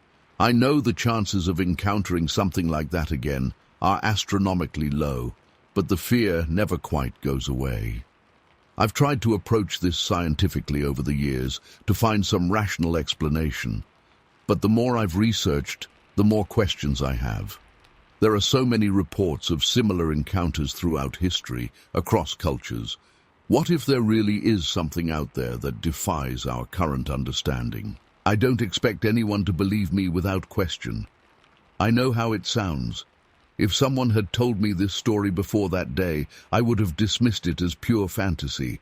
But I know what I saw, what I heard, what I felt, and I'll carry those memories with me for the rest of my life. So if you're ever in the forests of Baxter, Maine, Massachusetts, stay alert. Listen for those thunderous footsteps, and if you hear them, run. Run as fast as you can and don't look back. Because there are things in this world that we're not meant to understand, things that can shake your entire perception of reality, and once you've seen them, you can never unsee them. I still don't know what was out there that day, but I do know that it changed me forever. The world suddenly seemed bigger, stranger, more dangerous.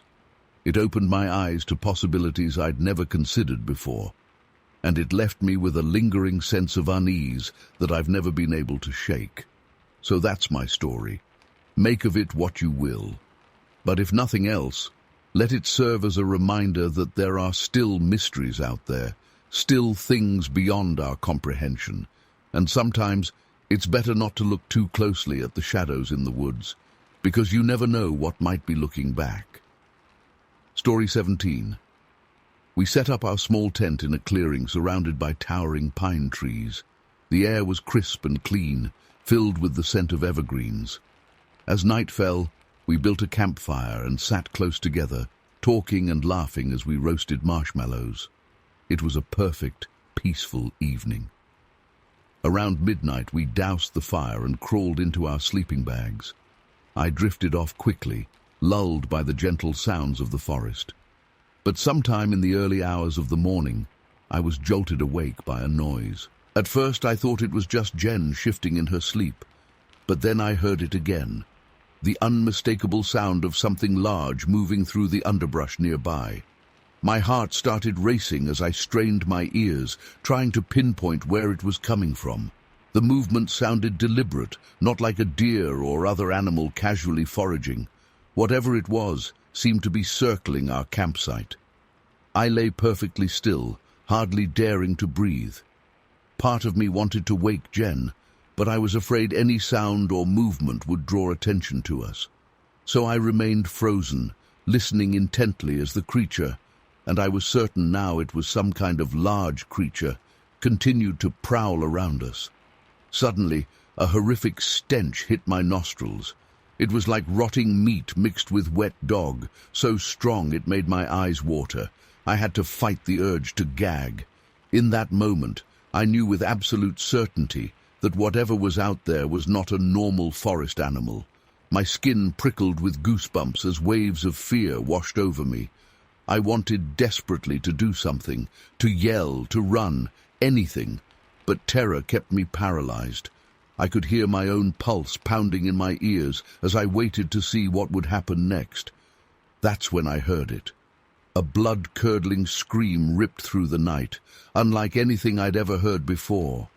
It started as a low growl and rose to a high-pitched shriek that seemed to vibrate through my entire body. Every hair on my body stood on end. Jen bolted upright with a gasp. "What was that?" she whispered, clutching my arm. I could feel her trembling. "I don't know," I murmured, "but something's out there. It's been moving around the campsite." Another scream split the air, closer this time. Jen whimpered and pressed herself against me. I wrapped my arms around her, my mind racing as I tried to figure out what to do. Should we make a run for it? Try to scare it off? I had no weapons, nothing to defend us with. Before I could decide, heavy footsteps approached our tent. The ground actually trembled slightly with each step. My breath caught in my throat as a massive shadow fell over us. I could hear it breathing, deep, ragged breaths that sent chills down my spine. It was so close now that I swear I could feel the heat radiating off its body. The tent wall bulged inward slightly as it brushed against the outside. Jen buried her face in my chest, muffling a sob. I held her tightly, squeezing my eyes shut and silently praying for it to leave us alone. For what felt like hours, we huddled there motionless as the creature prowled around our tent. Occasionally, it would let out low, rumbling growls that made my stomach clench with fear. The stench was overwhelming, and I fought down waves of nausea. I kept expecting it to tear open the tent at any moment. But eventually, the sounds began to fade as it moved away. Even after I could no longer hear it, we remained frozen in place, too terrified to move. As the first hints of dawn lightened the sky, I finally worked up the courage to unzip the tent and peer outside. The clearing looked normal in the pale morning light. Birds were beginning to chirp, but that horrific smell still lingered in the air. "I think it's gone," I whispered to Jen. She nodded, her face pale and drawn. We emerged from the tent on shaky legs, looking around warily. That's when I saw them, a set of enormous footprints pressed into the soft earth near our campsite. My blood ran cold as I knelt to examine them. They were easily 15 inches long and 8 inches wide, with 5 distinct toe impressions. No bear or other known animal could have made tracks like that. "Oh my God," Jen breathed, her eyes wide as she saw what I was looking at.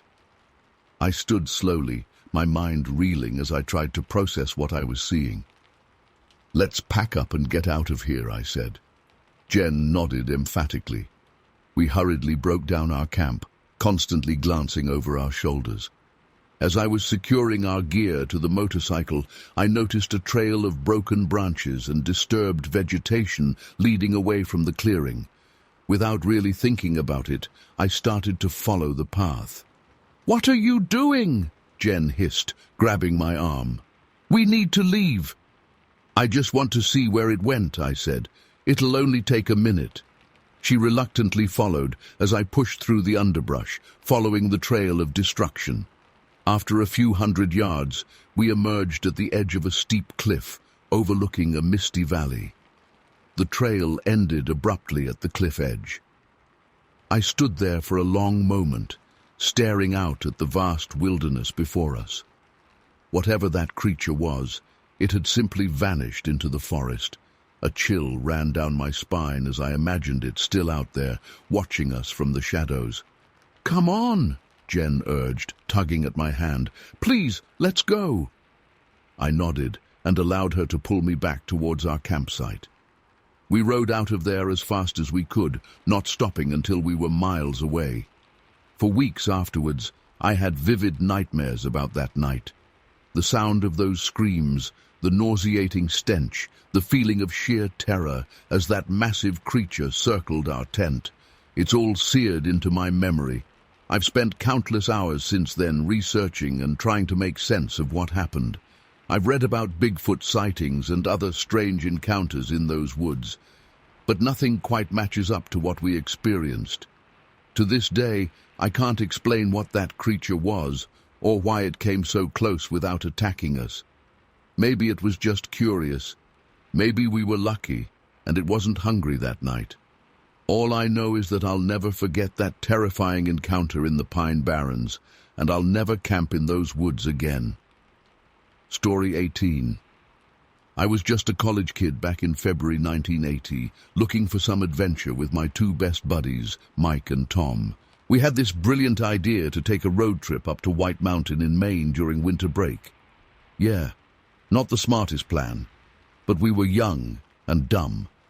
We set out late afternoon in Mike's beat-up Chevy, thinking we'd make it to our cabin rental before dark. Boy, were we wrong.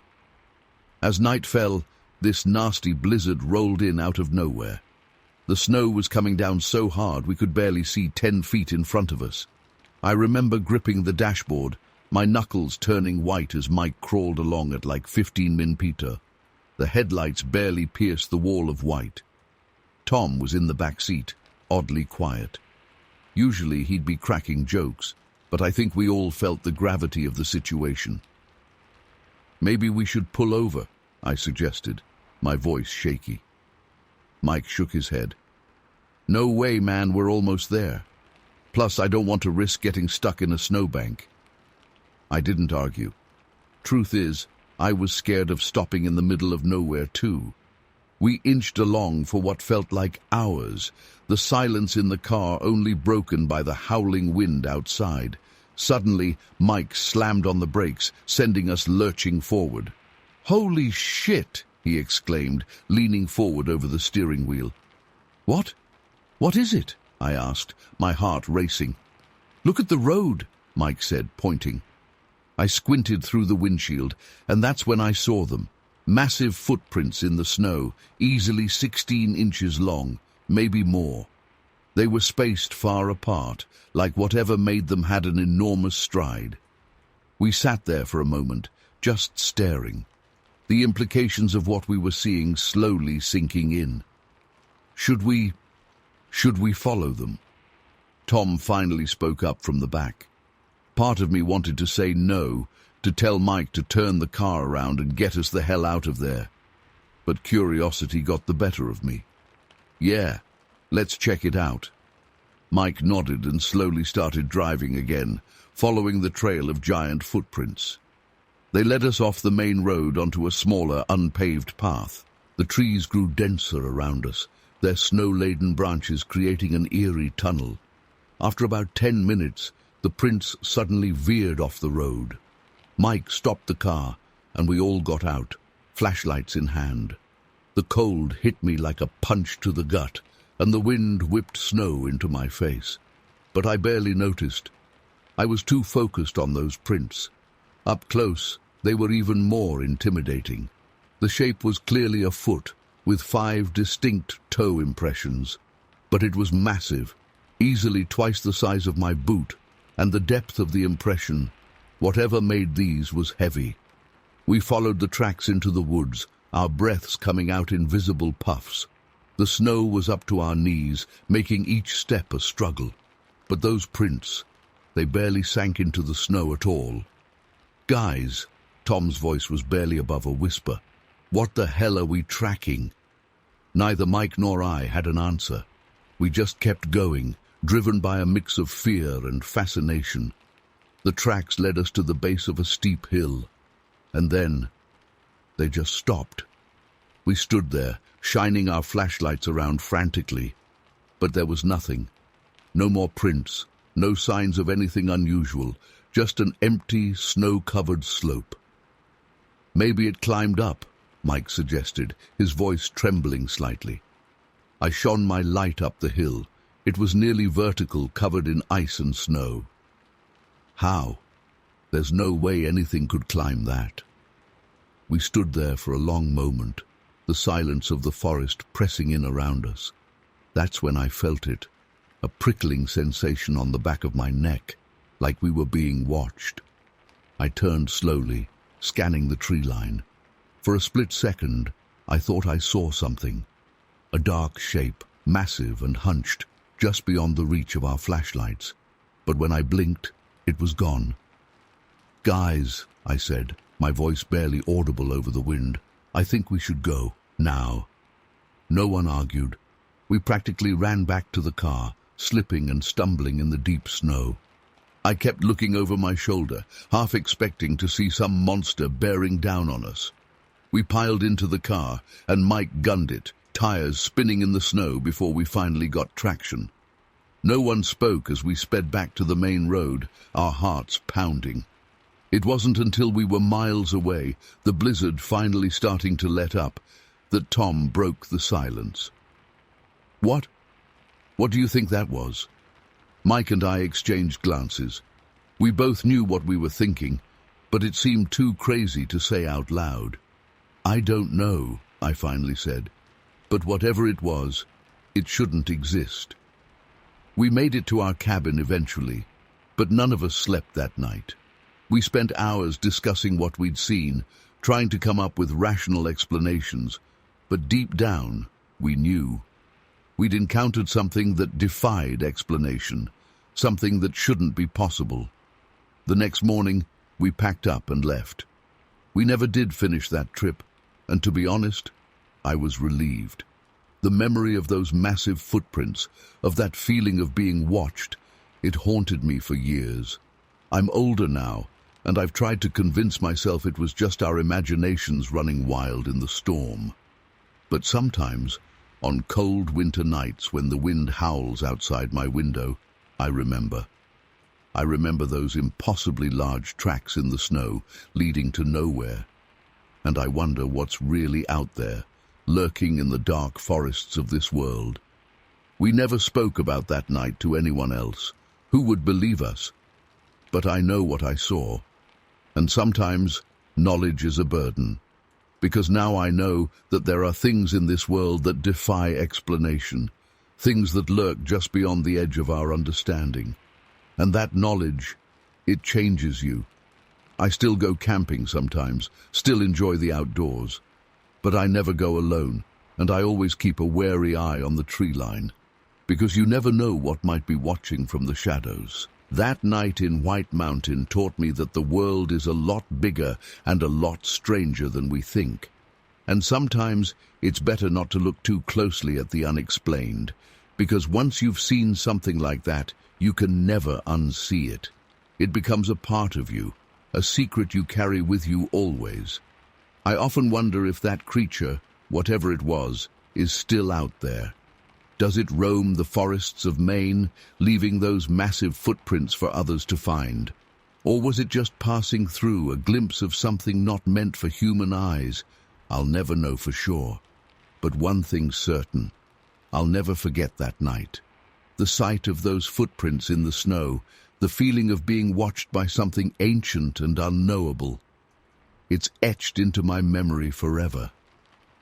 Sometimes, late at night, I find myself looking out my window, staring into the darkness. And for a moment, just a moment, I swear I can see a large, shadowy figure moving among the trees. It's probably just my imagination, a trick of the moonlight. But maybe, just maybe, it's a reminder that there are still mysteries in this world, and some of them have very, very big feet. I've never been back to White Mountain. I'm not sure I ever will.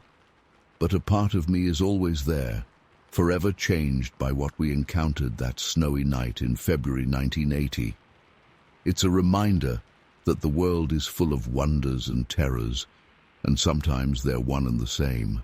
So if you're ever driving through the mountains of Maine on a snowy night and you see something strange in your headlights, well, maybe it's best to just keep driving. Some mysteries are better left unsolved.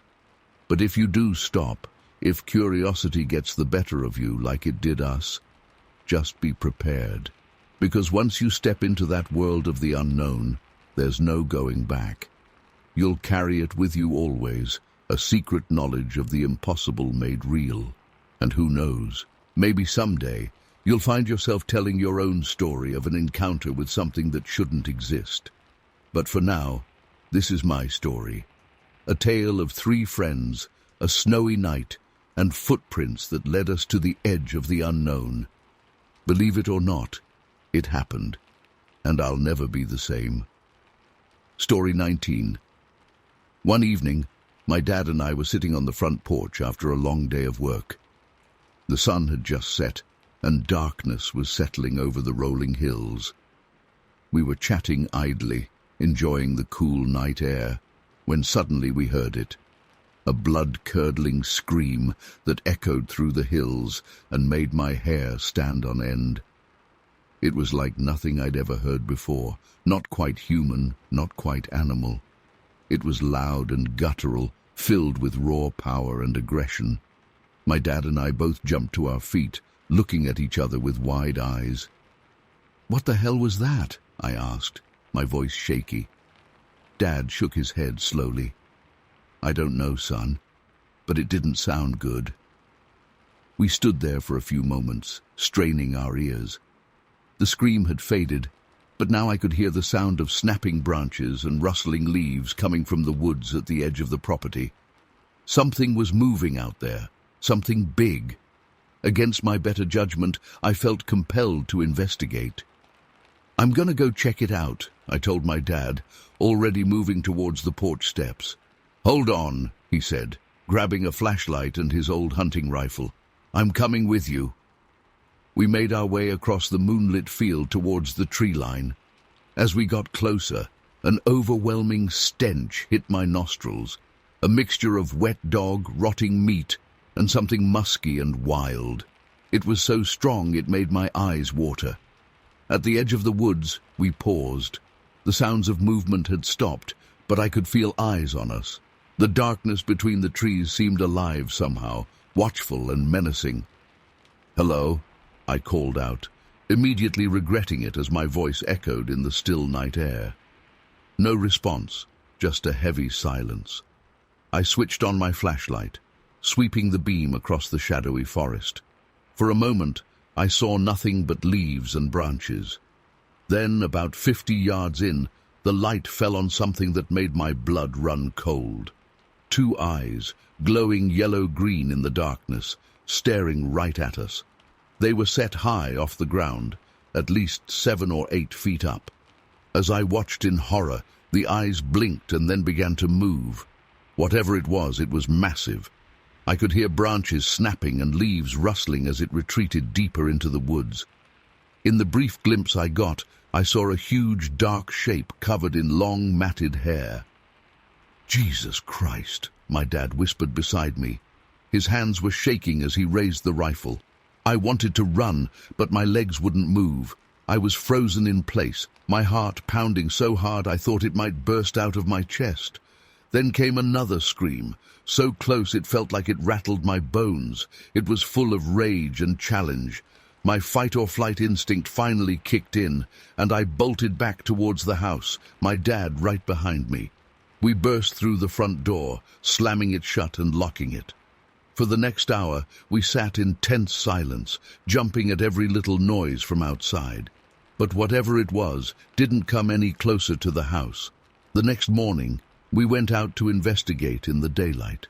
We found massive footprints in the soft earth at the edge of the woods, easily 16 inches long and 8 inches wide.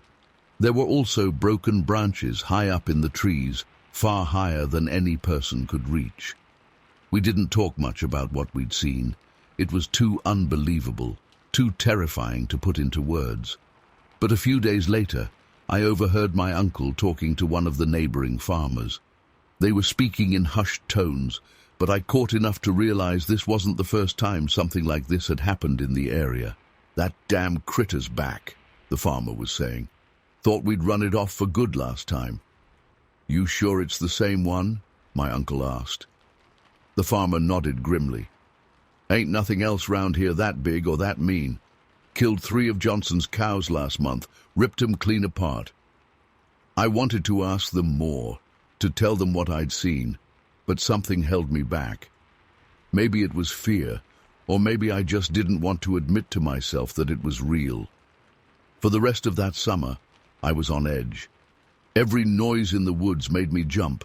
I refused to go out after dark, and even in broad daylight I kept looking over my shoulder, half expecting to see that massive, hairy shape emerging from the trees.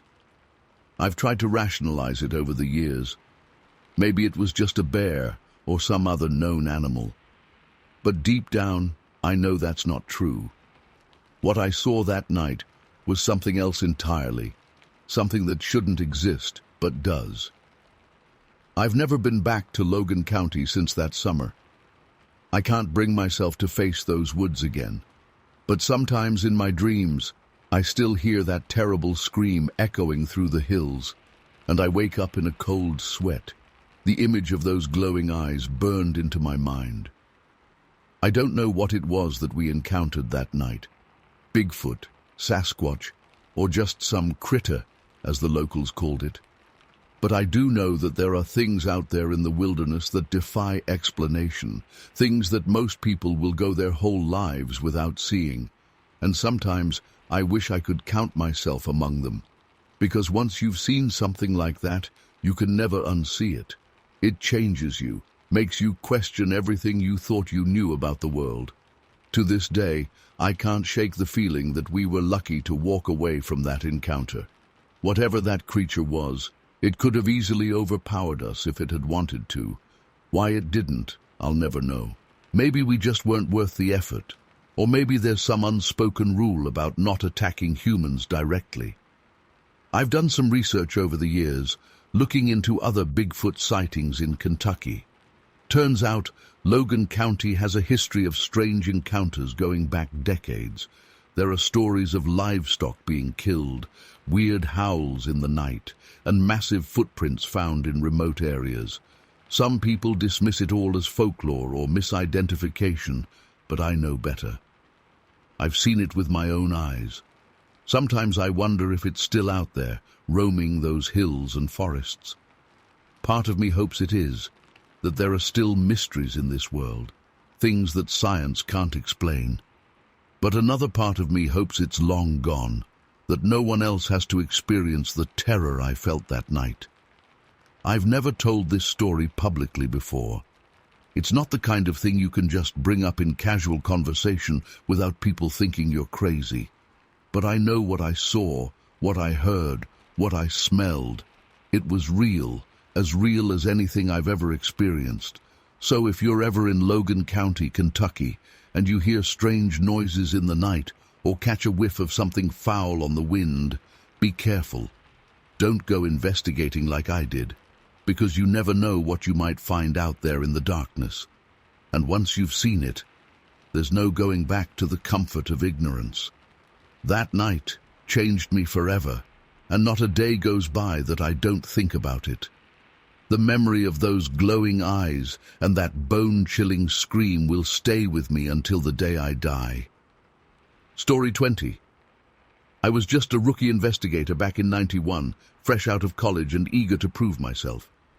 My partner Jack and I had been assigned to check out some reports of strange activity around this old abandoned bridge outside Ashland, Kentucky. Locals had been complaining about weird noises and eerie sightings for months, so we figured it was probably just some kids messing around or maybe a few stray animals. Boy, were we wrong. It was a crisp September evening when we pulled up to the bridge in our beat-up Ford. The sun was just starting to set, casting long shadows through the trees. As soon as we stepped out of the car, I felt a chill run down my spine. Something about this place just felt off. The old metal bridge loomed ahead of us, rusted and creaking ominously in the breeze. Jack and I exchanged uneasy glances before grabbing our flashlights and heading toward the bridge. The gravel crunched under our feet as we walked, seeming unnaturally loud in the still evening air. As we got closer, I noticed how overgrown everything was. Vines and weeds had completely overtaken the bridge supports and rails. "Let's do a quick sweep of the area before it gets dark," Jack said, clicking on his flashlight. I nodded, and we split up to cover more ground. I made my way down the slope next to the bridge, shining my light into the tangled underbrush. The beam cut through the gloom, revealing nothing but ordinary forest floor, fallen leaves, twigs, the occasional beer can left by some careless teen. Still, I couldn't shake the feeling of being watched. That's when I heard it, a soft, rustling sound coming from the woods to my left. I froze, straining my ears. There it was again, closer this time. My heart started to race as I swung my flashlight toward the sound. "Jack?" I called out, my voice sounding small and scared. "You hear that?" No response. The rustling was getting louder now, like something large was moving through the trees. My palms were sweating as I gripped the flashlight tighter. Suddenly, an ear-splitting roar shattered the silence. It was like nothing I'd ever heard before. Not quite animal, not quite human. My blood ran cold as I stumbled backwards, nearly losing my footing on the uneven ground. That's when I saw it. Bursting from the tree line came the most terrifying creature I've ever laid eyes on. It was massive, at least 15 feet tall, covered in long matted fur. It moved in a strange, loping gait, partially on all fours but rising up on its hind legs as it cleared the trees. The beam of my flashlight caught its face for a split second. Dear God, that face! It was almost human-like, but twisted and feral. Glowing yellow eyes locked onto mine with terrifying intelligence. I screamed. I'm not ashamed to admit it. I screamed like I've never screamed before. My legs finally kicked into gear, and I ran, scrambling up the slope toward the road. I could hear the thing crashing through the brush behind me, gaining ground with every second. "Jack! Jack!" I yelled frantically. Where the hell was he? I made it to the top of the slope and sprinted for our car, fumbling for the keys in my pocket. The creature let out another bone-chilling roar, so close now I swear I could feel its hot breath on the back of my neck. Just then, a pair of headlights appeared on the road, heading straight for us. The approaching car's horn blared as it swerved to avoid me. I dove to the side, rolling into the ditch as the vehicle screeched to a halt. When I looked up, the creature was gone, vanished into thin air, like it had never been there at all. The driver of the other car, an older guy in a pickup truck, helped me to my feet. "You all right, son?" he asked, concern etched on his weathered face. "Looked like something was chasing you." I babbled incoherently, trying to explain what I'd seen. The man listened patiently, a knowing look in his eyes. "You ain't the first to see something strange round these parts," he said quietly. Jack came running up then, out of breath and wild-eyed. "What the hell happened?" he panted. "I heard screaming." I told them both everything, my hands shaking as I recounted the terrifying encounter. Jack looked skeptical at first, but the truck driver nodded grimly. "Folks round here call it the Ashland Beast," he explained. "Been sightings going back decades. Most people write it off as bull, but those of us who've seen it, we know the truth." We thanked the man for his help and quickly packed up our gear. Neither Jack nor I was eager to stick around any longer. As we drove away, I kept glancing in the rearview mirror, half expecting to see that hulking shape emerge from the trees again. I've replayed that night in my head 1,000 times over the years. I've questioned my own sanity, wondered if the stress of the job had finally gotten to me. But deep down, I know what I saw was real. Sometimes late at night, when the wind is blowing just right, I swear I can still hear that unearthly roar echoing in the distance. And I pray to God I never have to face the Ashland Beast again. The incident shook me to my core. For weeks afterwards, I had trouble sleeping, plagued by nightmares of glowing eyes and matted fur. I'd wake up in a cold sweat, heart pounding, convinced the creature was lurking in the shadows of my bedroom. Jack and I tried to investigate further, but our superiors shut us down pretty quick. They claimed our report was inconclusive and probably just a case of an overactive imagination combined with local folklore. But I could tell they were spooked too. Nobody wanted to dig too deep into what was really going on out there. I started doing my own research in my spare time, poring over old newspaper archives and interviewing locals off the record. The more I dug, the more unsettling the picture became. There had been dozens of similar sightings in the area over the years, going back at least to the 1940s. One account from 1962 described a giant, hair-covered beast that attacked a group of campers, leaving claw marks in their tents. In 1978, a hunter claimed to have found enormous, human-like footprints over 20 inches long deep in the woods. And just a few years before our encounter, In 1989, 3 teenagers went missing near that same bridge. They were never found. The locals had all kinds of theories. Some said it was a surviving prehistoric creature. Others claimed it was some kind of government experiment gone wrong. A few even whispered about skinwalkers or other supernatural explanations. Whatever it was, it became clear that the authorities had been covering it up for years. Every time there was a credible sighting, it would get buried or discredited. I started to feel like I was going crazy. I knew what I'd seen, but it seemed like the whole world was gaslighting me. I became obsessed, spending every free moment trying to find proof. My work started to suffer, and my relationships fell apart. Jack tried to talk some sense into me, told me I needed to let it go before it ruined my life. But I couldn't. The memory of that night haunted me, drove me to find answers. About 6 months after the incident, I went back to the bridge alone. I know it was stupid, but I had to see for myself. I armed myself with a high-powered rifle and every bit of recording equipment I could get my hands on. I spent hours out there, well into the night, hoping to catch a glimpse of the creature. The whole time my nerves were on edge, jumping at every snapping twig or rustle of leaves. But nothing happened. No roars, no giant footprints, no hulking shape in the darkness. Just an ordinary, creepy old bridge in the woods. As I was packing up to leave, feeling defeated, I noticed something odd. Carved into one of the bridge supports was a crude symbol, a circle with a jagged line through it. It looked old, the edges worn smooth by time and weather. I had no idea what it meant, but something about it sent a chill through me. I snapped a quick photo and got the hell out of there. That symbol became my new obsession. I scoured occult books and ancient folklore, trying to find a match. I even reached out to some local Native American tribes, hoping they might have some insight. Months went by with no luck. Then, out of the blue, I got an anonymous email. All it said was, "Stop digging, for your own safety." Attached was a photo of me at the bridge that night, taken from the tree line.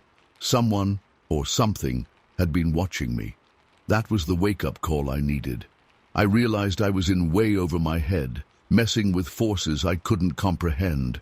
I burned all my research, deleted every file, and tried my best to forget the whole thing. I left the force not long after that, moved clear across the country to start fresh. But even now, all these years later, I can't fully shake what happened. Every time I'm in the woods, every time I hear an unexplained noise in the night, I'm right back there on that bridge, face to face with something that shouldn't exist. I don't know what the Ashland beast really is. Maybe it's some undiscovered species. Maybe it's something beyond our current understanding of reality. All I know is that it's out there, and there are forces at work to keep it hidden.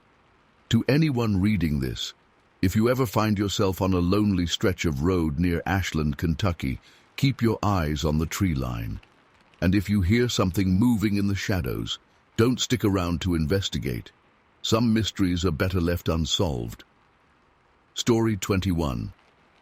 I'll never forget that day in November 1992.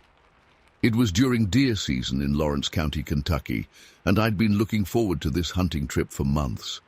My buddy Tom and I had driven out to our usual spot, a secluded area deep in the Daniel Boone National Forest. We'd been coming here for years and knew the terrain like the back of our hands. That morning we split up to cover more ground. I hiked about a mile to a small clearing I liked to use as a vantage point. It was chilly but clear as I settled in, my rifle at the ready. For the first couple hours, all was quiet, except for the occasional bird call or rustle of leaves in the breeze. Around mid-morning, I started getting that prickly feeling on the back of my neck, like I was being watched. I tried to shake it off, telling myself it was just my imagination. But then I heard it, the distinct sound of branches snapping, coming from the tree line to my left. My first thought was that it must be a deer, so I slowly turned my head, trying not to make any sudden movements. What I saw next made my blood run cold. Emerging from the forest was a massive jet-black figure walking on two legs. It was easily 7 or 8 feet tall, with long arms that hung below its knees. The creature was covered in shaggy black fur from head to toe. I froze, unable to move or even breathe as I watched this thing stride across the clearing. It moved with an eerie grace, covering ground incredibly fast despite its size. In just a few seconds, it had crossed the entire clearing and disappeared into the woods on the other side. As soon as it was out of sight, I let out the breath I'd been holding and realized I was shaking uncontrollably. My mind was racing, trying to make sense of what I'd just witnessed. It couldn't have been a bear. The way it walked upright was unmistakably humanoid, but it was far too large to be human. I sat there for what felt like hours, afraid to move in case the creature was still nearby. Eventually, I worked up the courage to grab my radio and call Tom. My voice was trembling as I told him I needed him to come to my location right away. He must have heard the fear in my voice because he said he was on his way immediately. When Tom arrived about 20 minutes later, I was still visibly shaken. I tried to explain what I'd seen, but I could tell from his face that he didn't believe me. He kept asking if I was sure it wasn't just a bear, or if maybe the morning light had played tricks on my eyes. I insisted that I knew what I saw, but Tom remained skeptical. To placate me, he agreed to search the area where the creature had entered and exited the clearing. I was hesitant to go into the woods, but I didn't want to be left alone either. As we carefully made our way through the underbrush, Tom suddenly stopped short. "What the hell?" he muttered, crouching down to examine something on the forest floor. It was a pile of droppings, but unlike anything I'd ever seen before. They were massive, easily the size of softballs, and filled with long black hairs. Tom prodded at them with a stick, his brow furrowed. "These aren't from any animal I know," he said slowly. I felt a mixture of vindication and renewed fear. This was proof that I hadn't imagined the creature. We collected some of the droppings in a plastic bag, intending to have them analyzed. But as we continued searching, we found no tracks or other signs of the creature's passage. It was as if it had simply vanished into thin air. The rest of our hunting trip was a bust. I was too on edge to focus, jumping at every sound. Tom tried to keep things normal, but I could tell he was unsettled too, even if he wouldn't admit it. When we got back to town, we took the droppings to a local wildlife biologist. He was baffled, saying he'd never seen anything like them before. The hair in the samples didn't match any known species in the area. He sent them off for further testing, but we never heard anything conclusive back. In the weeks and months that followed, I became obsessed with trying to figure out what I'd seen that day. I scoured the internet for similar sightings, read every book I could find on cryptozoology, and even went back to that clearing several times, always armed and never alone. But I never saw the creature again, and over time, even Tom started to doubt what we'd found. He'd say things like, "Maybe it was just some weird bear poop," or, "Are you sure you weren't half asleep that morning?" It's been over 30 years now, and I still don't have any answers. Sometimes I wonder if I really did imagine the whole thing. But then I remember the sheer terror I felt in that moment, the unmistakable sight of that massive black figure striding across the clearing, and I know in my gut that it was real. I don't go hunting anymore. The thought of being out in those woods alone makes my skin crawl. I've tried to move on with my life, but a part of me is always looking over my shoulder, wondering if I'll ever come face to face with that creature again. To this day, I can't explain what I saw in Lawrence County.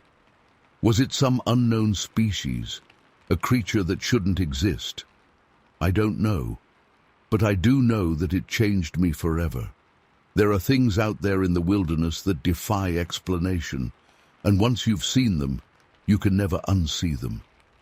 I'm sharing this story now because I need to get it off my chest. For years, I've kept it mostly to myself, afraid of being labeled as crazy or attention-seeking. But I know what I saw, and I know those droppings were real. If anyone else has had a similar experience in that area, please reach out. Maybe together we can finally make sense of what's out there in the forests of Kentucky. Story 22. Jake was behind the wheel of his old Chevy pickup, and I was in the passenger seat fiddling with the radio, trying to find a decent station. We were both pretty quiet, tired from the long day of helping Grandpa with some work around his farm. The heater was blasting to keep out the winter chill, and the headlights cut through the darkness as we cruised down the empty country road. It must have been around 9 p.m. when it happened. We were passing through a heavily wooded stretch, trees pressing in close on both sides of the narrow 2-lane road. I remember glancing out the window, watching the bare branches whip by, when suddenly Jake slammed on the brakes. "Holy shit!" he yelled, the tires screeching as we skidded to a stop. I was about to ask what was wrong when I saw it too. There, just at the edge of the trees on the right side of the road, was the biggest creature I'd ever seen in my life. At first glance I thought it must be a bear, but as my eyes adjusted to the darkness, I realized this was no bear. It was standing upright on 2 legs, towering at least 8 feet tall. The headlights illuminated its massive, muscular body covered in dark, shaggy hair that seemed to shimmer slightly in the light. But it was the face that really got me. It wasn't an animal face at all.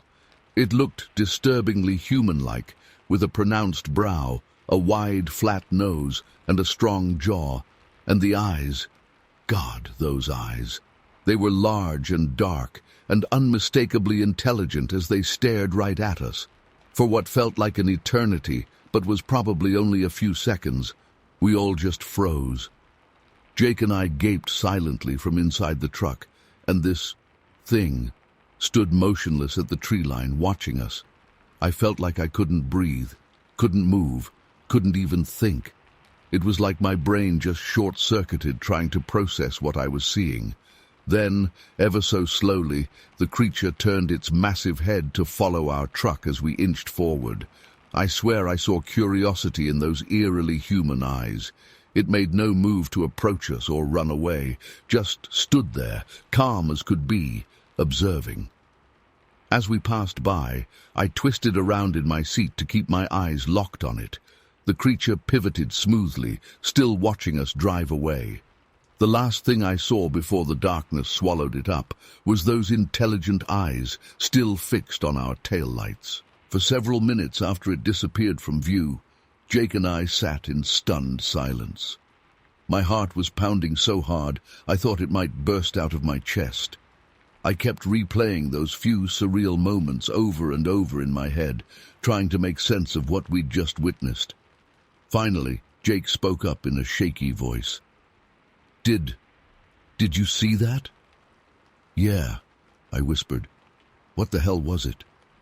"I don't know," he said. "But it sure as shit wasn't a bear." We spent the rest of the drive home in a daze, comparing notes on what we'd seen. We both agreed on the basic details: the immense size, the dark, shaggy hair, the unsettlingly human-like face, and those eyes. We couldn't stop talking about those eyes. "It looked so aware," I said. "Like it was sizing us up, you know." Jake nodded. "Yeah, that's what got me too. It didn't seem scared or aggressive, just curious." When we got home, we debated whether or not to tell our parents. In the end, we decided to keep it to ourselves. Who would believe us anyway? We'd sound crazy, but neither of us could let it go. Over the next few weeks, we scoured the local papers for any similar sightings or strange animal reports. We discreetly asked around town if anyone had seen anything unusual in the woods lately. We even went back to that stretch of road a couple times in daylight, searching for tracks or hair or any sign of the creature. But we found nothing conclusive. I started doing research, reading everything I could find about cryptozoology and unexplained creatures. That's when I first came across the term Bigfoot and realized how closely it matched what we'd seen. But even then, it seemed too fantastical to be real. I mean, Bigfoot was just a myth, right? Something made up to sell tabloids and scare campers. It couldn't actually exist, could it? And yet, I knew what I'd seen with my own eyes. That creature was real as you or me. I can still picture it perfectly to this day, every detail etched into my memory. In the years since, I've gone back and forth between certainty and doubt countless times. There are moments when I manage to convince myself it must have been some kind of hallucination or trick of the light. But then I remember those eyes, so alert, so intelligent, and I know it was real. I've never seen anything like it again, despite spending a lot of time in those woods over the years. Sometimes I wonder if maybe it was just passing through the area that night. Or maybe it's still out there, hidden away in some remote hollow, watching and waiting. Jake and I don't talk about it much anymore. It's like this unspoken thing between us. We both know what we saw, but we've given up trying to explain it. Still, every now and then when we're together, one of us will get a faraway look and mutter something like, "Remember that night in '93? And the other will just nod, because how could we ever forget? I know this all probably sounds completely insane. Trust me, there are plenty of times I've questioned my own sanity over this. But I swear on everything I hold dear, this is what happened that night in Ballard County. I've never been able to explain it, and I probably never will. All I know is that for those few brief moments, I came face to face with something that shouldn't exist, something that challenges everything I thought I knew about the world. Sometimes late at night, when I'm driving down a dark country road, I find myself scanning the tree line, half hoping and half dreading that I'll see those eyes again. Part of me wants proof, wants validation that I'm not crazy, but another part of me is terrified of what that proof might mean. If that creature is real, what else might be out there that we don't know about? I don't expect anyone to believe me. Hell, half the time I'm not sure I believe it myself. But I know what I saw that night, and it's something I'll never forget as long as I live. Whatever that creature was, Bigfoot, Sasquatch, or something else entirely, it was real. And somewhere out there in the woods of Kentucky, it might still be watching and waiting, as mysterious and unknowable as ever. Story 23. We set up camp in a secluded spot deep in the woods, far from any trails or campsites. The first day was perfect. We hiked, fished in a nearby stream, and just enjoyed being out in nature. As night fell, we built a fire and sat around swapping stories and drinking a few beers. Everything felt so peaceful and right with the world. Around midnight, we decided to turn in. We put out the fire and crawled into our tent. I remember lying there listening to the sounds of the forest, crickets chirping, leaves rustling in the breeze. I was just starting to drift off when I heard it, a faint, eerie sound in the distance. At first, I thought it was just an owl, but something about it made the hair on the back of my neck stand up. I nudged Mike. "Hey, you hear that?" I whispered. He grunted and rolled over, still half asleep. The sound came again, louder this time. It started as a low hoot, but then morphed into something I can only describe as a cross between a roar and a scream. Mike bolted upright. "What the hell was that?" he hissed. We sat there frozen, straining our ears. For a few minutes, all was quiet. Then suddenly, the noise erupted again, a blood-curdling shriek that seemed to come from all around us. It was unlike anything I'd ever heard before, not quite human, not quite animal. My heart was pounding so hard I thought it might burst out of my chest. Mike fumbled for the flashlight and unzipped the tent. We peered out into the darkness, but couldn't see anything beyond the small circle of light. The woods seemed unnaturally still and silent now. "Maybe it was just some kind of bird," Mike said. but I could hear the uncertainty in his voice. We were about to zip the tent back up when we heard a loud crack, like a branch snapping. It sounded close, too close. Then came a deep, rumbling growl that vibrated through the ground. Mike swung the flashlight wildly, trying to catch a glimpse of whatever was out there. Suddenly, the trees at the edge of our campsite began to shake violently. It was like something massive was moving through them, but we couldn't see what it was. Objects started flying through the air. Our cooler went sailing past the tent, followed by our folding chairs. I could hear Mike whimpering beside me, and I'm sure I was making some pretty pathetic noises myself. The assault on our camp went on for what felt like hours. Every time we thought it was over, the noises and activity would start up again. At one point, I saw a small tree get ripped right out of the ground and tossed aside like it was nothing. Whatever was out there, it was incredibly strong. In a moment of desperation, I remembered something my grandfather once told me about keeping predators away with fire. I grabbed the matches and stumbled out of the tent, my legs shaking so badly I could barely stand. Mike followed, clutching the flashlight like a lifeline. We frantically gathered what kindling we could find and managed to get a small fire going. As soon as the flames flickered to life, everything went quiet. The oppressive feeling of being watched lifted slightly. We huddled by the fire, too terrified to speak, jumping at every little sound. Neither of us slept a wink that night. When dawn finally broke, we surveyed the damage. Our campsite looked like it had been hit by a tornado. Equipment was strewn everywhere, and there were deep gouges in the earth where that tree had been uprooted. But the weirdest thing was the footprints, massive human-like prints that must have been at least 16 inches long. We packed up what was left of our gear in record time and got the hell out of there. The whole way back to the car, I felt like we were being watched. I kept glancing over my shoulder, half expecting to see some monstrous creature emerging from the trees. For weeks afterward, I had nightmares about that night.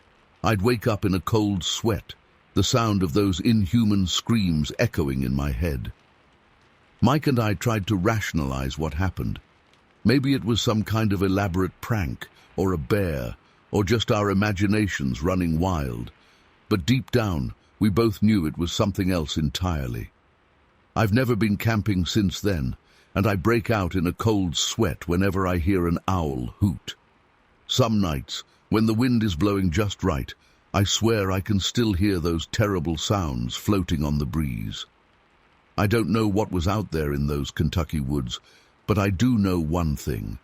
There are things in this world that defy explanation, things that we're probably better off not knowing about. To this day, I can't explain what happened during that terrifying night. It's like we stumbled into some kind of nightmare that vanished with the morning light, leaving behind only broken equipment and those haunting memories. I've tried to find logical explanations, but nothing quite fits. All I know is that something was out there, something big, powerful, and not of this world. And sometimes, late at night, I still find myself wondering, is it still out there, waiting? Story 24.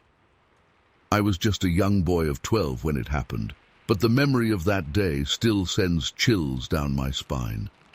It was a crisp October morning in 1993, and my dad had decided to take me on my first real hunting trip in Anderson County, Kentucky. We'd been practicing target shooting for months, and I was beyond excited to finally put my skills to the test. We set out before dawn, driving down winding country roads as the sun slowly began to peek over the horizon. The air was cool and misty as we pulled up to old Mr. Johnson's farm. He'd given my dad permission to hunt on his land, a sprawling property with dense woods and rolling hills. As we unloaded our gear from the truck, I remember feeling a strange sense of unease. The woods seemed unnaturally quiet, no birdsong, no rustling in the underbrush. I tried to shake it off, chalking it up to nerves about my first hunt. Dad didn't seem to notice anything amiss, as we shouldered our rifles and set off down an old logging trail. We hiked for what felt like hours, my legs burning from the unfamiliar exertion. Just as I was about to beg for a rest, Dad held up his hand for me to stop. He pointed silently to our right, where a small clearing opened up between the trees. My heart leapt as I saw the unmistakable form of a young buck, its antlers still fuzzy with velvet. Dad motioned for me to take the shot, but my hands were shaking so badly I could barely lift the rifle. As I struggled to steady my aim, a flicker of movement caught my eye. Something massive was moving through the trees on the far side of the clearing. At first I thought it must be a bear, but as it emerged into view, my blood ran cold. It was unlike anything I'd ever seen before, a hulking, hair-covered creature easily 8 feet tall. Its body was covered in long, matted brown fur, and its face, God, its face. It was almost human-like, but twisted and feral. The thing lumbered into the clearing on 2 legs, its movements awkward yet powerful. The buck bolted immediately, white tail flashing as it disappeared into the brush, but the creature paid it no mind. Instead, its gaze locked directly onto us. I wanted to run, to scream, but my body was frozen in terror. Beside me, I heard my dad's sharp intake of breath. For several agonizing seconds, we stared at each other across the clearing. 2 humans and this thing that shouldn't exist. Then, as suddenly as it had appeared, the creature turned and melted back into the shadows of the forest. The spell was broken, and I found myself gasping for air, realizing I'd been holding my breath the entire time. "Dad," I stammered, "what was that?" He shook his head slowly, his face ashen. "I don't know, son, but we need to get out of here. Now." We set off back the way we came, moving as quickly and quietly as we could through the dense underbrush. Every snapping twig, every rustle of leaves had me whipping my head around, certain we were being stalked. The hike back seemed to take an eternity. My legs felt like lead, and my lungs burned as I struggled to keep up with my father's punishing pace.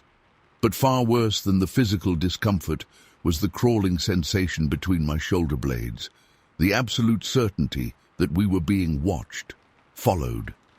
Several times I could have sworn I caught glimpses of something moving in the trees parallel to our path. A flash of brown fur, the crack of a branch from something far too large to be a deer.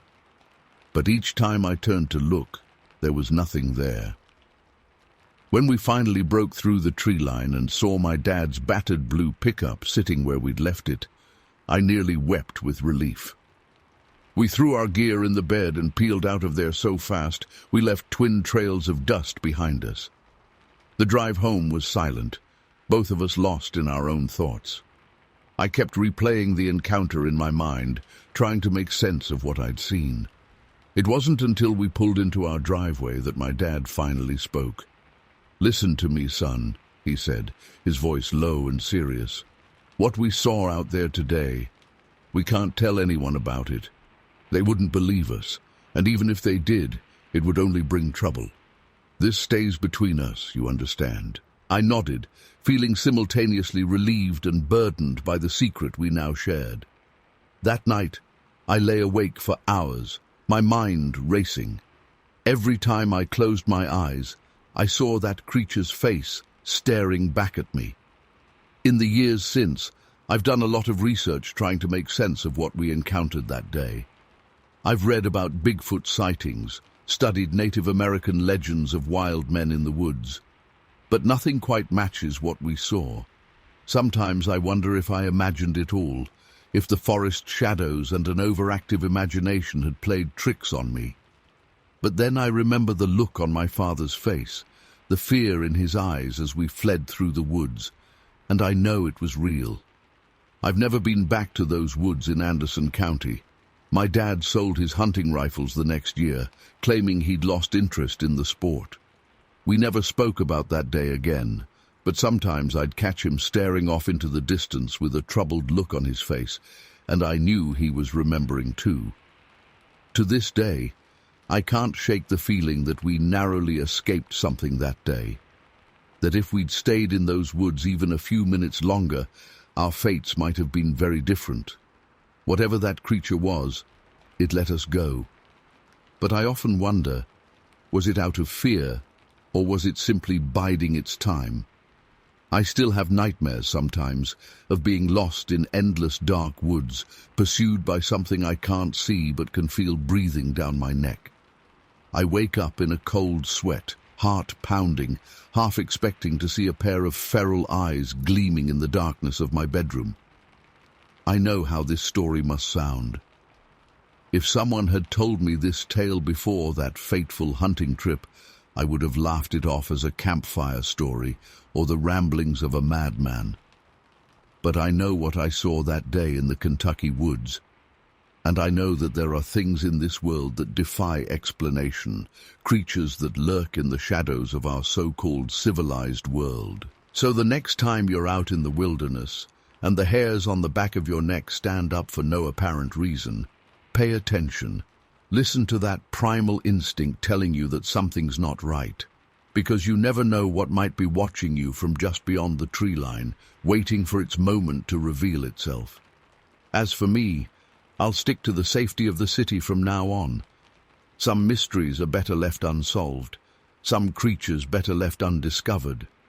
But I'll never forget that October morning when the veil between our world and something altogether more primal was briefly lifted.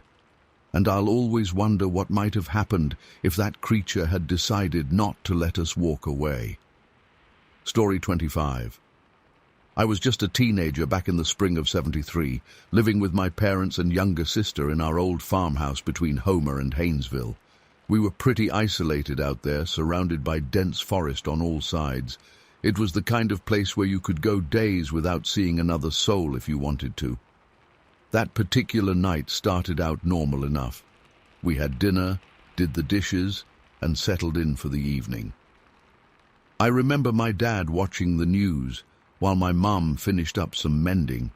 My sister and I were playing a board game on the living room floor. It was getting on towards 9 o'clock when I first noticed something was off. Our two dogs, usually content to laze around on the porch most evenings, started whining and scratching at the door to come inside. My dad got up to let them in, grumbling about them probably chasing a raccoon again. But as soon as he opened the door, both dogs bolted inside and huddled under the kitchen table, tails between their legs. They were shaking like leaves. I'd never seen them act like that before. These were tough farm dogs that weren't scared of anything. "What's got into you two?" my dad muttered, peering out into the darkness. He flipped on the porch light, but there was nothing to see, just the usual view of our overgrown yard fading into the tree line beyond. That's when I realized how quiet it was outside. Normally you'd hear all kinds of night sounds, crickets chirping, frogs croaking down by the creek, maybe an owl hooting now and then. But there was nothing, just this eerie, unnatural silence. My mom must have sensed something too, because she set aside her sewing and came to stand by the door. "Everything all right?" she asked, a note of concern in her voice. "Yeah, I think so," my dad replied, though he didn't sound convinced. "Probably just a coyote or something spooking the dogs. I'll take a look around." He grabbed his shotgun from the closet. Standard procedure for investigating any nighttime disturbances out where we lived. But before he could step outside, we all heard it. A loud snap, like a tree branch breaking, coming from somewhere in the woods. Now, animals moving through the forest at night wasn't unusual. But this sound, it was different. Whatever made that noise was big, really big. We all froze, straining our ears. For a few long moments, there was nothing. Then another snap, closer this time, and another. Something was moving through the trees, heading in our direction. My dad quietly closed and locked the door. "Everyone stay inside," he said in a low voice. "Beth, take the kids upstairs." My mom herded us towards the stairs, but I couldn't help lingering, trying to catch a glimpse of whatever was out there. As we climbed the steps, I heard more breaking branches, along with a deep, rhythmic thumping. Almost like footsteps, but way too heavy to be human. We huddled in my parents' bedroom, peering out the window that overlooked the backyard. The floodlight my dad installed barely penetrated the gloom at the edge of the woods. But as we watched, I swear I saw movement in the shadows, something massive shifting between the trees. The dogs were going crazy downstairs, barking and howling like they were being murdered. Then suddenly, they fell silent. The quiet that followed was somehow even worse. That's when the smell hit us. It was like nothing I'd ever encountered before, a mixture of wet animal fur, rotting meat, and something else I couldn't identify. This musky, acrid odor that made my eyes water and my stomach churn. It seemed to seep in through the closed windows, filling the whole upstairs with its foulness. I heard my dad's heavy footsteps coming up the stairs, and a moment later he entered the room, his face pale. "I think we should call the police," he said quietly. But when my mom tried the phone, the line was dead. No dial tone, nothing. We were completely cut off. For the next few hours we huddled together in that bedroom, barely daring to breathe. The silence outside was oppressive, broken only by occasional crashes and thumps that seemed to come from all around the house. Once, I could have sworn I heard heavy breathing right outside the window. But when I worked up the courage to peek through the curtains, there was nothing there. It felt like that night would never end. But eventually, the sky began to lighten. As the first rays of dawn broke over the trees, the noises finally stopped. We waited another hour, hardly believing it was over, before my dad ventured downstairs to investigate. The scene that greeted us was like something out of a nightmare. The front porch was destroyed, the railing torn away, and deep gouges carved into the wooden floor. Huge, muddy footprints led away from the house and back into the forest. But the prints, they weren't like anything I'd ever seen. Massive, easily twice the size of a man's foot, with what looked like claw marks at the tips. Our dogs were huddled in a corner of the living room, still shaking. They refused to go outside for days afterward. And all around the house, we found tufts of coarse, dark hair, caught on bushes and low-hanging branches. Later that morning, our nearest neighbor, who lived about a mile down the road, came by in a panic. He said something huge had been on his porch in the night, leaving behind more of those strange footprints and dark hairs. We called the police, of course, but by the time they arrived, the footprints had started to fade in the morning dew. They took some pictures and samples of the hair, but in the end, they chalked it up to animal activity and left it at that. To this day, I don't know what visited us that night. I've read about Bigfoot encounters since then, and some details seem to match up. But the sheer size of whatever was out there, the intelligence it seemed to display, it was like nothing known to science. All I know is that for years afterward, I'd wake up in a cold sweat, remembering that awful smell and the sound of something massive moving just beyond the reach of our lights. We moved away from that house not long after, but the memory of that terrifying night has stayed with me all these years. Sometimes when I'm alone in the woods, I still find myself scanning the trees, half expecting to see a pair of eyes gleaming back at me from the shadows. And on quiet nights, I strain my ears, dreading the sound of snapping branches in the distance.